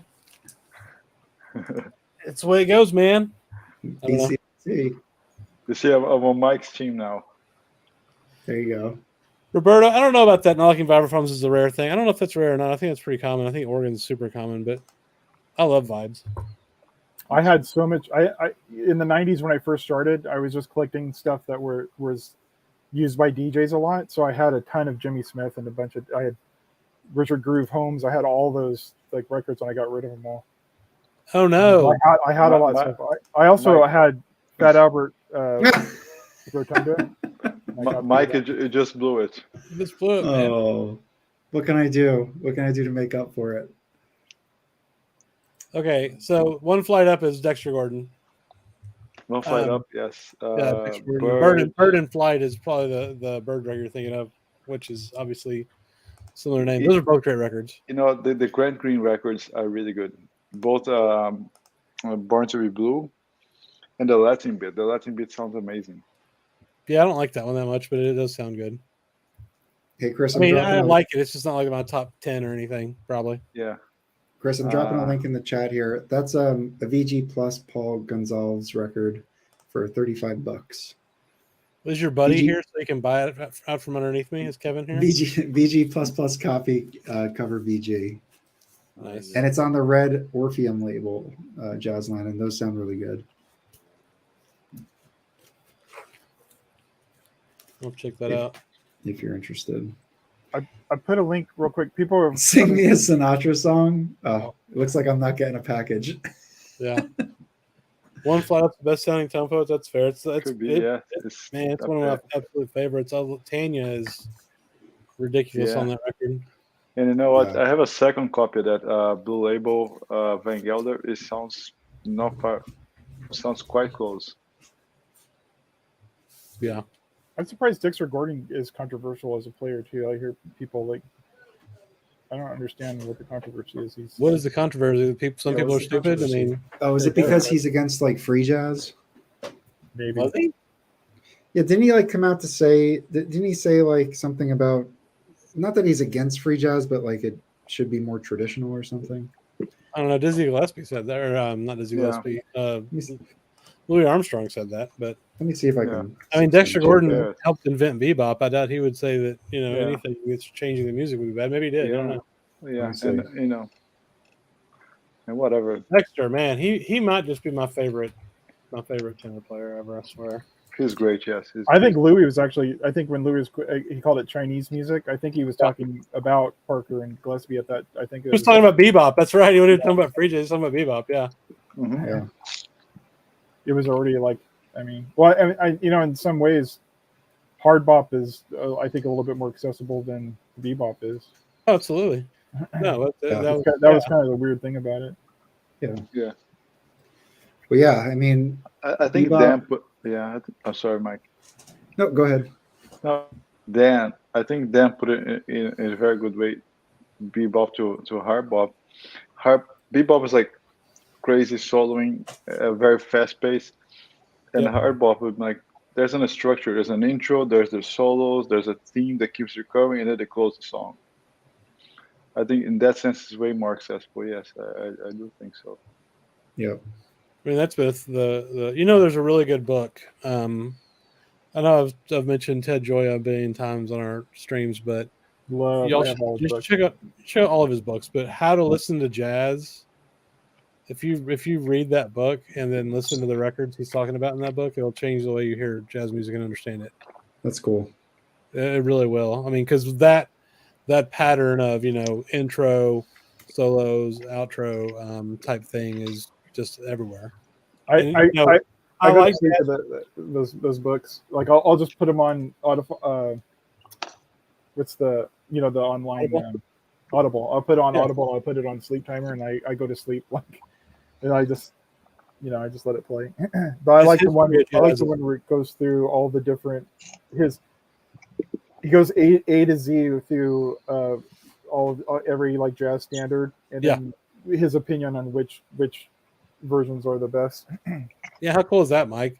Like it's just literally all the jazz standards and which ones he thinks are the definitive version. It's pretty neat. That's cool. I'm gonna check out this book. I also a book that I got. I think it's Kevin Whitehead from Terry Gross Fresh Air show. Mm-hmm. He did a movie. I think it's called Play the Way You Feel or something like that. It's all jazz and jazz movies. I haven't opened it, read it yet, but I've got that one recently. So one thing to go back to the bebop topic, I just want to say like it is kind of odd that it seems like it just like there was like a stopping point and everyone just stopped playing bebop.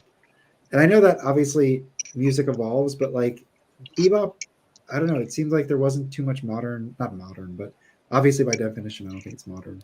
Actually, I don't know. I guess they are modernist. I think there's still some bebop guys that were playing bebop in the 70s. I mean, like that Charles McPherson record I got on Xanadu sounds like bebop to me. But in the late 50s, were there any like record labels pushing bebop? Well, I mean, it's probably hard to really decipher what's like hard bop and what's bebop at some points, right? Like, at least for me. Like when I look at a record and I listen to it, I still have problems understanding the categorization of bebop, hard bop, post bop, all that stuff. Yes. And the only source I have is what somebody put on Discogs half the time, which is kind of a problem. Riverside and Jazzline has some of my favorite hard bop now. Yeah, and obviously Burnout does too. I mean, Monin is like hard bop. It's like for me anyway, Monin is like the best. But it's fucking just great no matter what it is. But yeah. I mean, I like it better than Blue Train. How about that? Oh, yeah. What do y'all think about that? What? I like Monin better than Blue Train as a record. I kind of put them equal, honestly. That's a hard choice. Yeah. But Lee Morgan's trumpet solo on because Monin, I have that connection to it from decades ago. But when I got introduced to Monin only like within the last 6 years, I mean that one it quickly became like probably one of my second. There is a Sinatra connection to Monin, which is it's a very loosely connected Sinatra connection. Okay. So Lee Morgan, he quotes Clifford Brown.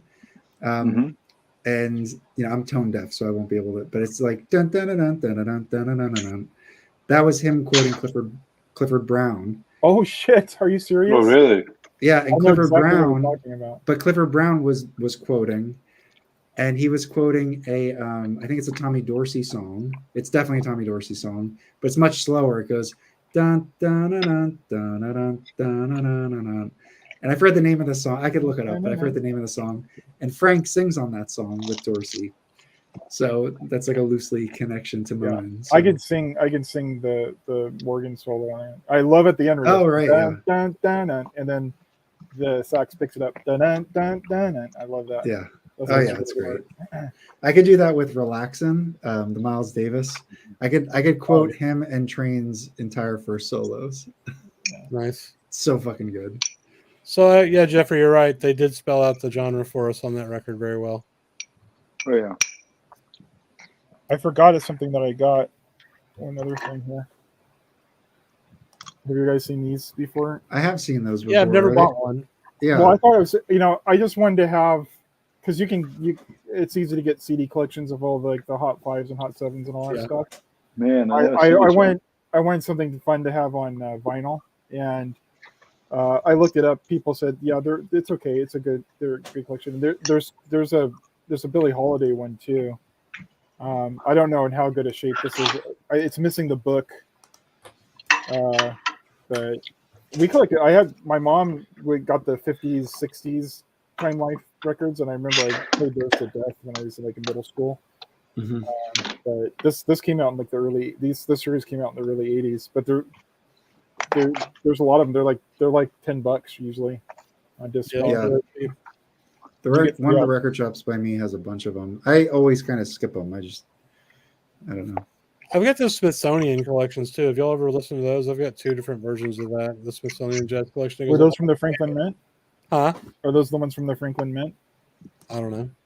They were both in the collection I bought. There's some that Franklin Mint that are supposed to be good that people. I think those are classical albums though. Oh, okay. No, those are just jazz. What you making, Felipe? I'm gonna have some tea here.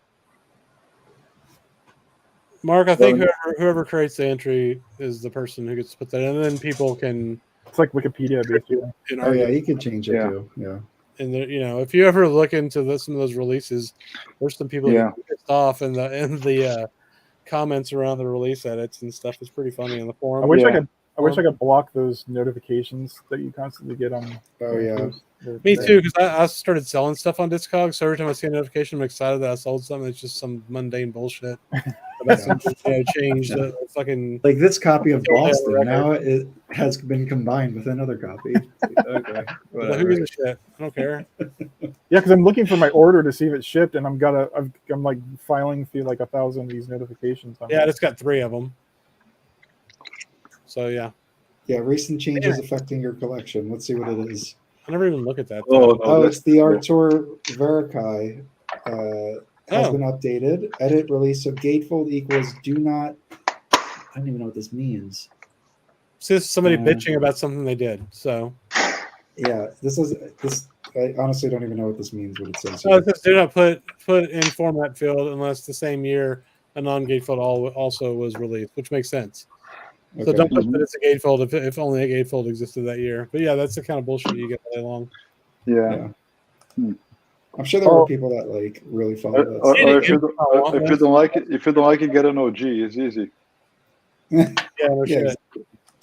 I did get a cool email in my Gmail from Discogs, and they actually had the pictures out and everything from the sellers. And I've had that. I put the link in a private chat, but that record I've had in my want list for a long time because all the versions that were being sold were in Europe only. Okay. And finally, an American posted it up, so I snapped it up the second I saw it. That's great. So I've been waiting on that one for like months and months. Yeah. Well, now it is a good time to buy from the United Kingdom and Europe in terms of exchange rate. It's still expensive. It's 1-to-1. I mean, you're still going to pay like $25 shipping, but that's the thing. Yeah, that's why I was avoiding it. But I mean, it's the best time, But to buy. If you're going to buy, it's a great time. I want the Mambo King soundtrack, which I've had for forever on CD. But they did put it out on vinyl, but it was only put out in Germany. So that's the only way I would be able to get it. I don't Mark says he has 52 Discogs notifications in the last 3 days. Yeah. Yeah. So I think I'm almost done with my Jazzland kind of deep dive. And I know last live stream I was saying that there wasn't much on Pacific Jazz I'm interested in, but I've actually found a few records that I am interested in now. There was one that I really want. It was actually not only is it Pacific Jazz, it was Pacific themed. Like I forgot the title. I have to look it up. I think it's on my want list, but Wax was here earlier. Zeb, what did you pick up? Or are you mocking him? Are you mocking Wax? You're welcome to come up on the stream. Are those Jazzlands? Is it? Can you get cheaper versions of because it said in the description on Discogs that they started off as a Riverside reissue label. So can you get Riverside titles that would be otherwise be more expensive? Yeah. So I have. Let me see. I've shown this before, but I think I have two. I had to get some food. Hungry. Is it a reissue or no? Is it just a parallel label? It's not a It's reissue. not right? a label, but you know, they It reissue. started as a reissue label. Yeah. They do reissue stuff. So I've shown this before, but just to make the point again, I thought I had a second one. What is it? Josh D. I mean, there's also that Alamo Hope. I don't know if it's maybe not the same one, but on the Prestige that Chad reissued recently. Oh, yeah. So both of these were originally Riversides. This has the same exact cover on Riverside, but this is a Jazzland. Okay. And this is important. Actually, this is a point I want to make here. Hold on, give me a second. Let me pull up something. Because this, I think, will help people in their collecting of Jazzland. Let me see if I could just pull up the Wikipedia page. This might help.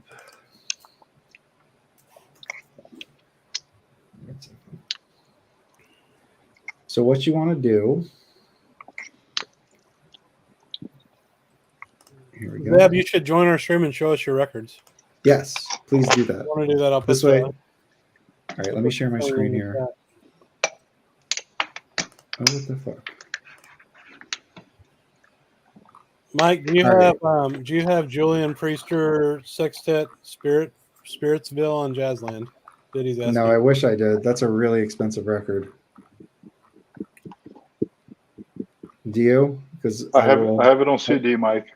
I'll give you $40 for it. All right, they don't have the. So here, let me show you what I want to show you. Those the damn records.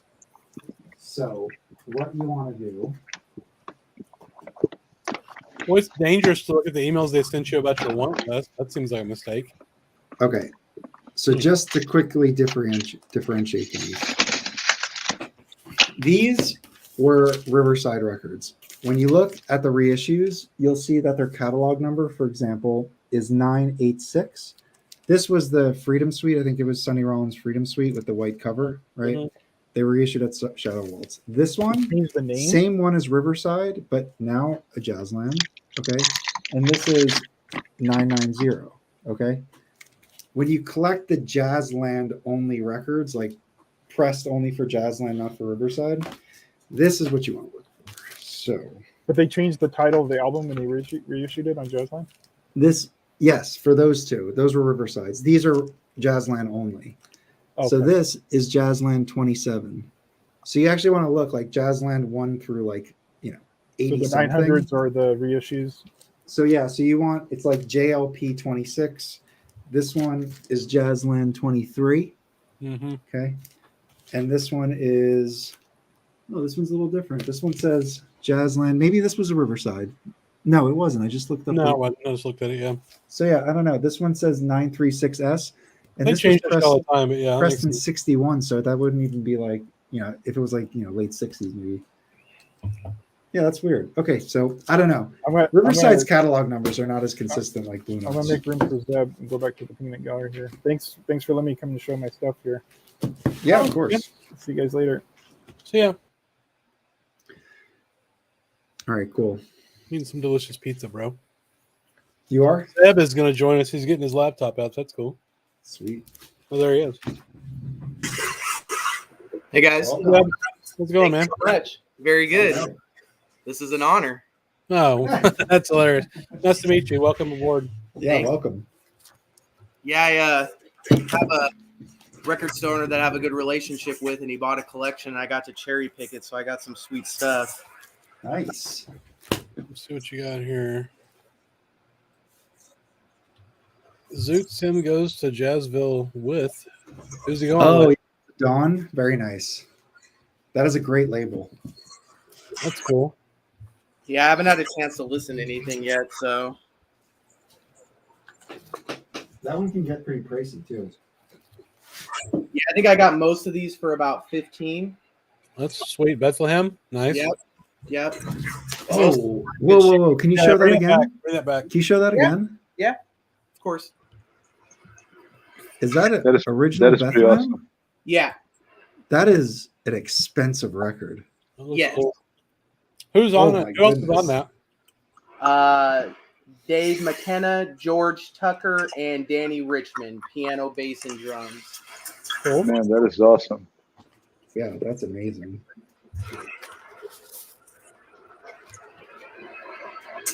Ooh, Smack Oh, Up. that's a great record too. I have that on my cart actually, on this card. This has Jack Sheldon on trumpet, Pete Jolly on piano, Jimmy Bond on bass, and Frank Butler on drums.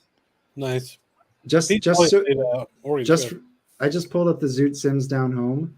So it's the average price is over $100. There are two available. One's a G and it's going for $40, and one's VG Plus going for $300. Wow, nice. I wonder what version Yeah, that that's is. a really expensive record. Whenever it gets sold on eBay, it goes for a lot. Oh, that's a great record. Yeah, It's almost true Steady Dance record. that's pretty cool. Art Pepper plus 11. Love that. Yep. Got some killer pickups here. Oh, dude, it's best haul I've ever had. This is a Japanese pressing, so I have the exact record. I have Cool. I have the Yeah, exact. I have that Japanese pressing. yeah. Everybody has that Japanese pressing. It's so weird. It's weird. I don't. No, I thought you did, Felipe. No, the Zoot Sims, no. Oh.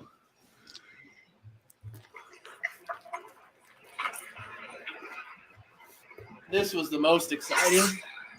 Oh wow. Oh wow. First mono, it's VG Plus. The jacket's a little shot, it's split, but That's Who okay. cares? Oh, that's an awesome one. That's crazy. Damn. This is some Do you have beats. hey Zeb, do you have a channel? I do not. Oh, you should start one with these kind of records, man. That's cool. Yeah, I Yeah, thought about yeah. it just for this collection, but I don't want to be the guy that just goes, "Oh, here's all the records I bought," and not really have any great insight otherwise. We don't have shit of insight, so it's Yeah, fine. that's all right. This is one Insight's of my. overrated. No, it's not such a heavy hitter, but Chico Hamilton's one of my favorites. So Oh, cool. Can we look at the label? That looks pretty badass. Can you pull the Oh, there record it is. out of that one? yeah, Yeah, Black Very Record, cool. nice. Beautiful. Nice, very nice. yeah.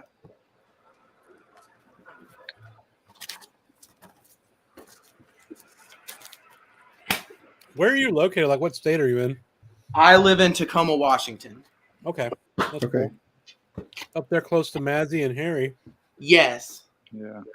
Yeah, Harry lives in Puyallup. That's where I work. This is all from today? This was a week ago. Okay. Trying to sort through all the non-jazz stuff. Hey, Baggy, don't come into our stream and try to steal the talent, man. If Zeb's gonna make videos to give to somebody, he can give them to us. Of course. So this is Liberty. Oh, very nice. Oh, that's cool. Yeah. That is a cool one. That's a pretty good one. On the actual Liberty label though, which is doesn't Yeah, change, that's okay. but That's it's all just right. cool looking, you know. Yeah, Just a I nerd like thing. it. Just a nerd thing. Yeah, that's cool. Not too many. I have a couple of those. I think they did that for a year, like 67 or something. Yeah, it's very short living. Yeah. Ooh, what's this? Stanley Turrentine on Yeah, Blue none of Note? the other Blue Notes are super crazy titles, but everything on Blue Note's good, as we all know. Yeah, This I was excited. Oh, yeah, that's a great record. This. That's Felipe is loves that record. Yeah, this is a One black. of my favorite. I think Fuego and oh my gosh, Roy Flusher, his best ones. These are top notch. Very cool. That's the exact same one I have, the blue black bee. And there were a couple Impulse. There was Ray Charles. And then this is an upgrade for me. This is one of my favorite Impulse titles. Yeah, that's Oh, a very great cool. record. Yeah. I just love the cover. I love everything about his persona, the cape, everything. I know, it's ridiculous. Pretty Just cool. badass. Just badass. Yeah. Another Chico Hamilton on Impulse. That's a good Oh, record. nice. I have that. Yeah. Yeah. Love that record. Oh, yeah. And Apparently, we all need to move to Washington if you get pick up like this. Man, things are hot, right?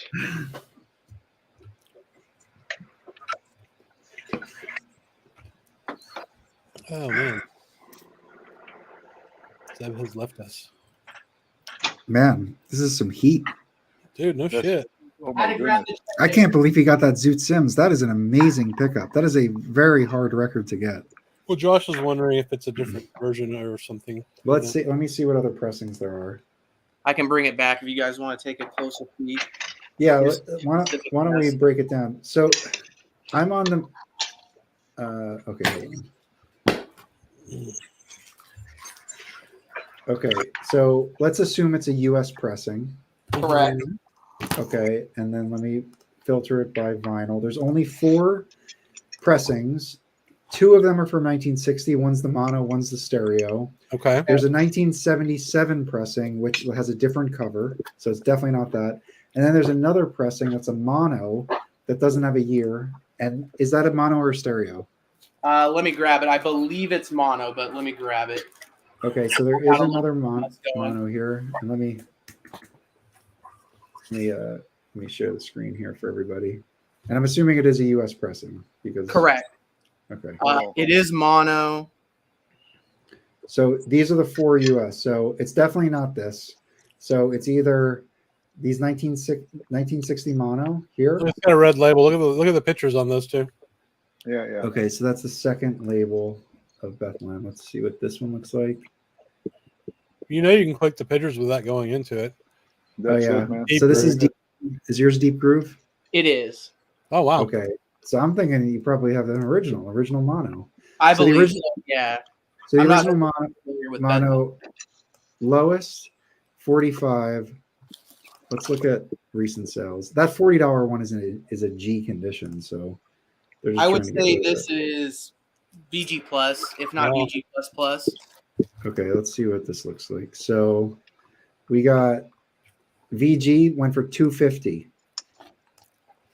Okay, another VG went for 45. Okay, near mint went for 400. That was good. The VG's on the sleeve on that one. Oh, I'm sorry. Yeah, Okay, yeah, yeah. no, VG plus went for 250. A good. I was reading the sleeve. Okay, Yeah. that makes sense. This VG went for 75, but this was back in 2015. Yeah. No, I'm I sorry, mean, 2020. I'm an idiot. That's before the Condition- pandemic. Yeah. I So- think condition, as I always say, depends on your cleaner. Yeah, exactly. So anyway, that's See what that. you got And- there? Hang on. yeah, let's get rid of me. Ooh, Hang on. Let's make you big again. it's a That's a beautiful cool cover. cover. Yeah. Nice. Sorry Wow. about the camera, not used to it. All right. Josh D, you want to see the jacket of what again? Which one? The Zoot Sims? The jacket? Yeah. Let's look up.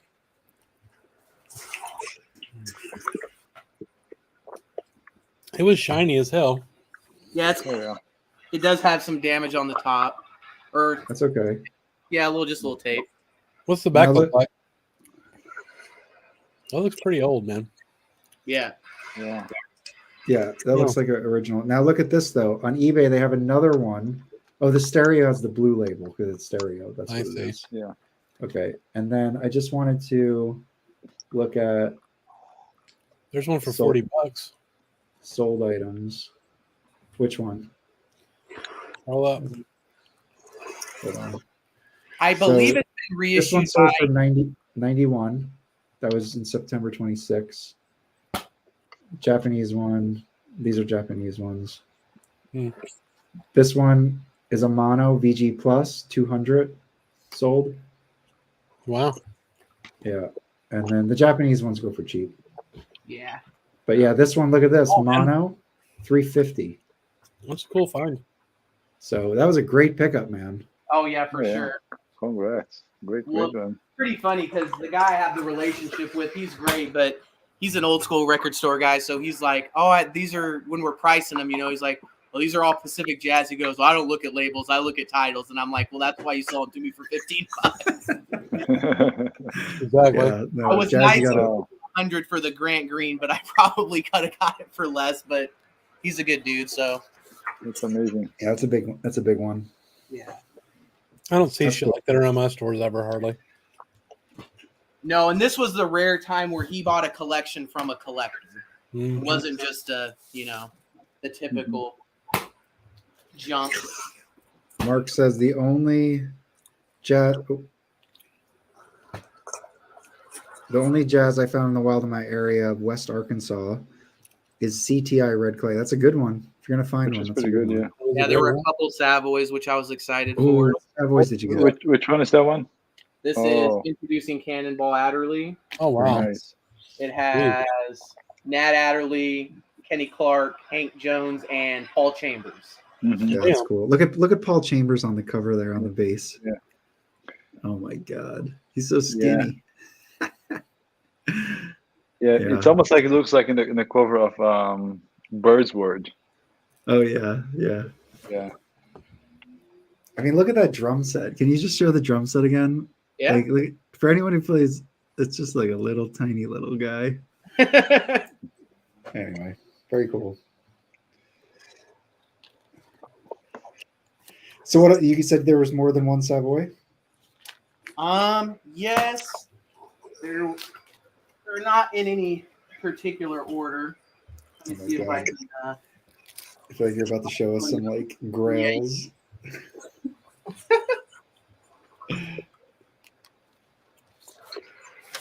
Savoy is a tough label to collect for. Yeah, you know when McAuliffe interviewed Fred at the Jazz Record Center, which I'm sure you've all seen. I've seen that. Yeah, Savoys are way rarer than many Blue Notes that sell for 5x, which is good for the people that know what they're looking for, I guess. Yeah. I just thought this was a sweet cover. That is a cool cover. Oh yeah, I seen that. Yeah. Look at that. Yep. Yeah. I'll see if I can find any of the other Savoys. Oh man, that's pretty cool. It's got, oh my gosh, that's some finds. A great haul. Yeah, Josh says, "Don't tell anybody where you're getting these records." Oh, I picked them all. There's no good ones left. Oh, that's a cool one. I bought every Savoy, every Blue Note, every Zoot Sims, every Pacific Jazz. Very nice. Nice. That's a cool record. Yeah. Oh man, that's a great shape. Same label. Nice. Wow. Beautiful. Yeah, those are cool. Now, in the dead wax, is there a hand scribed RVG stamp, or is it his stamp? Usually it's hand, I think. See, does it look like he wrote it? Now that memorial one, maybe he didn't. Yeah. Cut. It looks like he scribed it. Yeah. It does not look like a stamp. Yeah. The early stuff is so cool. Yeah.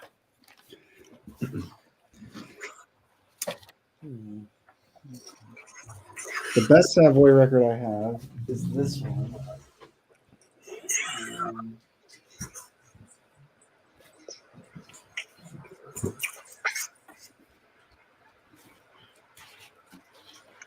He's got more, Chris. Hmm? He's brought more. He's got more? Sweet. That's most of the heat. This is the best Savoy I have. It's the Curtis Fuller. Yeah, that's a great record. That's beautiful cover art as well. It's on the it's on the Oxblood, so it's not the first pressing, but it sounds good. Jerry Mulligan. I got that California Concerts. It's a good record. Yeah. Oh yeah. Oh, cool. What is that on? Real quick, I'm gonna take off because I'm gonna go to sleep because I'm still feeling like shit from the coronavirus. All right, yeah, I should go too. Yeah, no, I'm good too because I got to drive to Miami tomorrow morning. Okay. Yeah. Those are awesome records, Zeb. Thanks for joining. Yeah, thanks for coming up. I really appreciate it, guys. Yeah. Absolutely. Awesome. Anytime. Right on. You're welcome. Yeah. Thank you. So hopefully we'll record some actual videos this week now that we hopefully I'll be over the coronavirus and that Felipe is not, swimming in a boat. No. Yeah. And 972. I mean, we should have something for 1,000, right? Yes. We're at 972. That's awesome. Yeah, let's work on that during this weekend. That's crazy. Yep. Little Jimmy Scott's if you only knew.